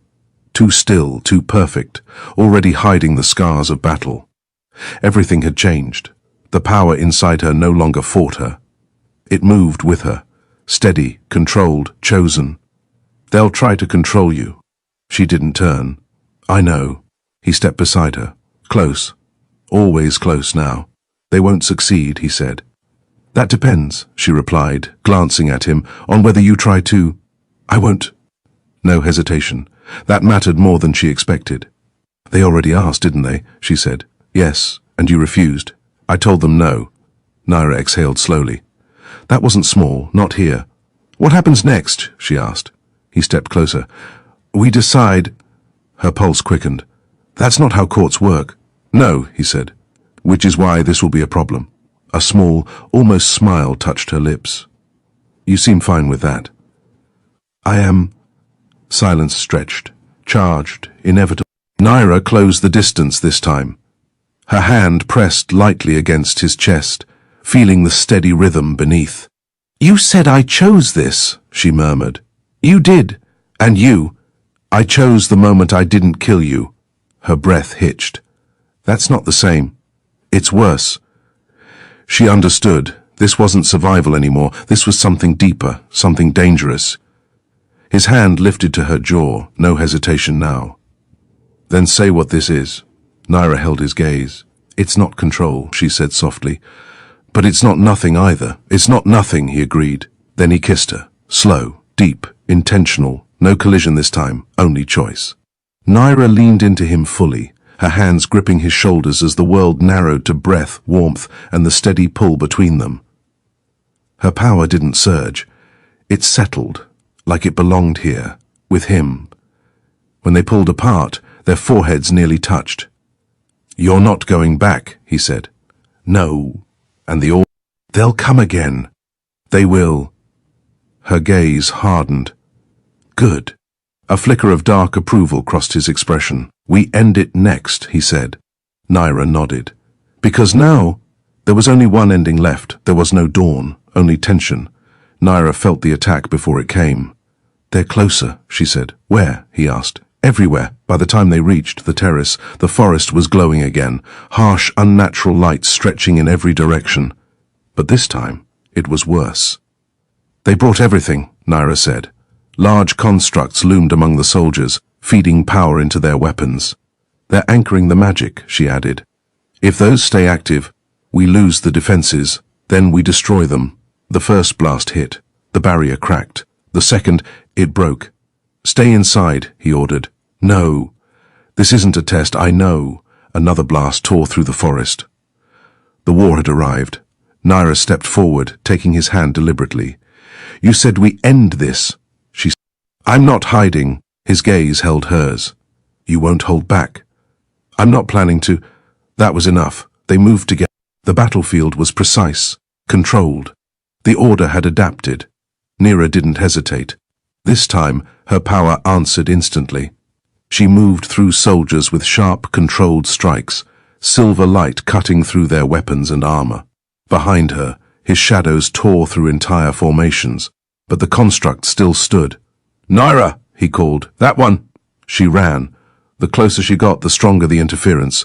But it didn't stop her, not anymore. She wasn't resisting her power, she was using it. Her hand slammed against the structure, and she released everything. Silver light exploded outward. The construct shattered. The battlefield shifted instantly. Weapons failed. Formations broke. The order began to retreat. Silence returned. Uneven. Fragile. Naira stood in the aftermath, breathing hard, power still glowing beneath her skin. He reached her. "You're still standing." "Barely." His hand steadied her at the waist. "You're stronger than they expected." "So are you." "They'll come back," she said. "Yes." Their eyes locked. "It ends next," he said. Naira nodded. Because now, there was nothing left but the final confrontation. The battlefield didn't celebrate. It waited. Naira stood in the silence, her power steady, controlled, fully hers now. Then, she felt it. "They're not done." "I know," he said. A figure emerged from the forest, alone, familiar. "Naira." Her breath stilled. "You shouldn't be here. You were always meant to stand here," he replied. She stepped forward. "I'm not coming back." "You never left." The words hit deep. He studied her. "We didn't create you to destroy you," he said. "We created you to end them." Naira's pulse spiked. "You're the only thing that can stand above both worlds." Her breath caught, because part of her had felt it. That truth. But she looked back at the prince, at what she had chosen, and stepped toward him. "I'm not your weapon," she said. "I'm mine." Silence snapped. The man exhaled. "That's unfortunate." He attacked. Naira met it instantly. Silver power surged, stronger than ever, not clashing, overriding. She stepped forward. "You don't decide what I am anymore," and ended it. When the light faded, he was on his knees, defeated. "You lost," she said. He smiled. "Did I?" Naira frowned. Something was wrong. His gaze lifted to the sky. Naira followed, and froze. The sky was breaking. Cracks spread across it like shattered glass. Something on the other side, moving, waiting. "You were never the end," he whispered. "You were the beginning." Her heart slammed. "What did you do?" "I opened it." The cracks widened. Something vast began to push through. Naira's power reacted, not in control, in recognition. Beside her, the prince stepped forward. "What is that?" Naira whispered. "I think it's why I exist." The wind howled, the sky shattered further, and together they stood, watching the world break open. And just like that, I, who have been trained my whole life to kill the Fae King, ended up fighting a war by his side. Although a part of me still thinks he manipulated me, but I love him so much. Do you guys think I made the right choice?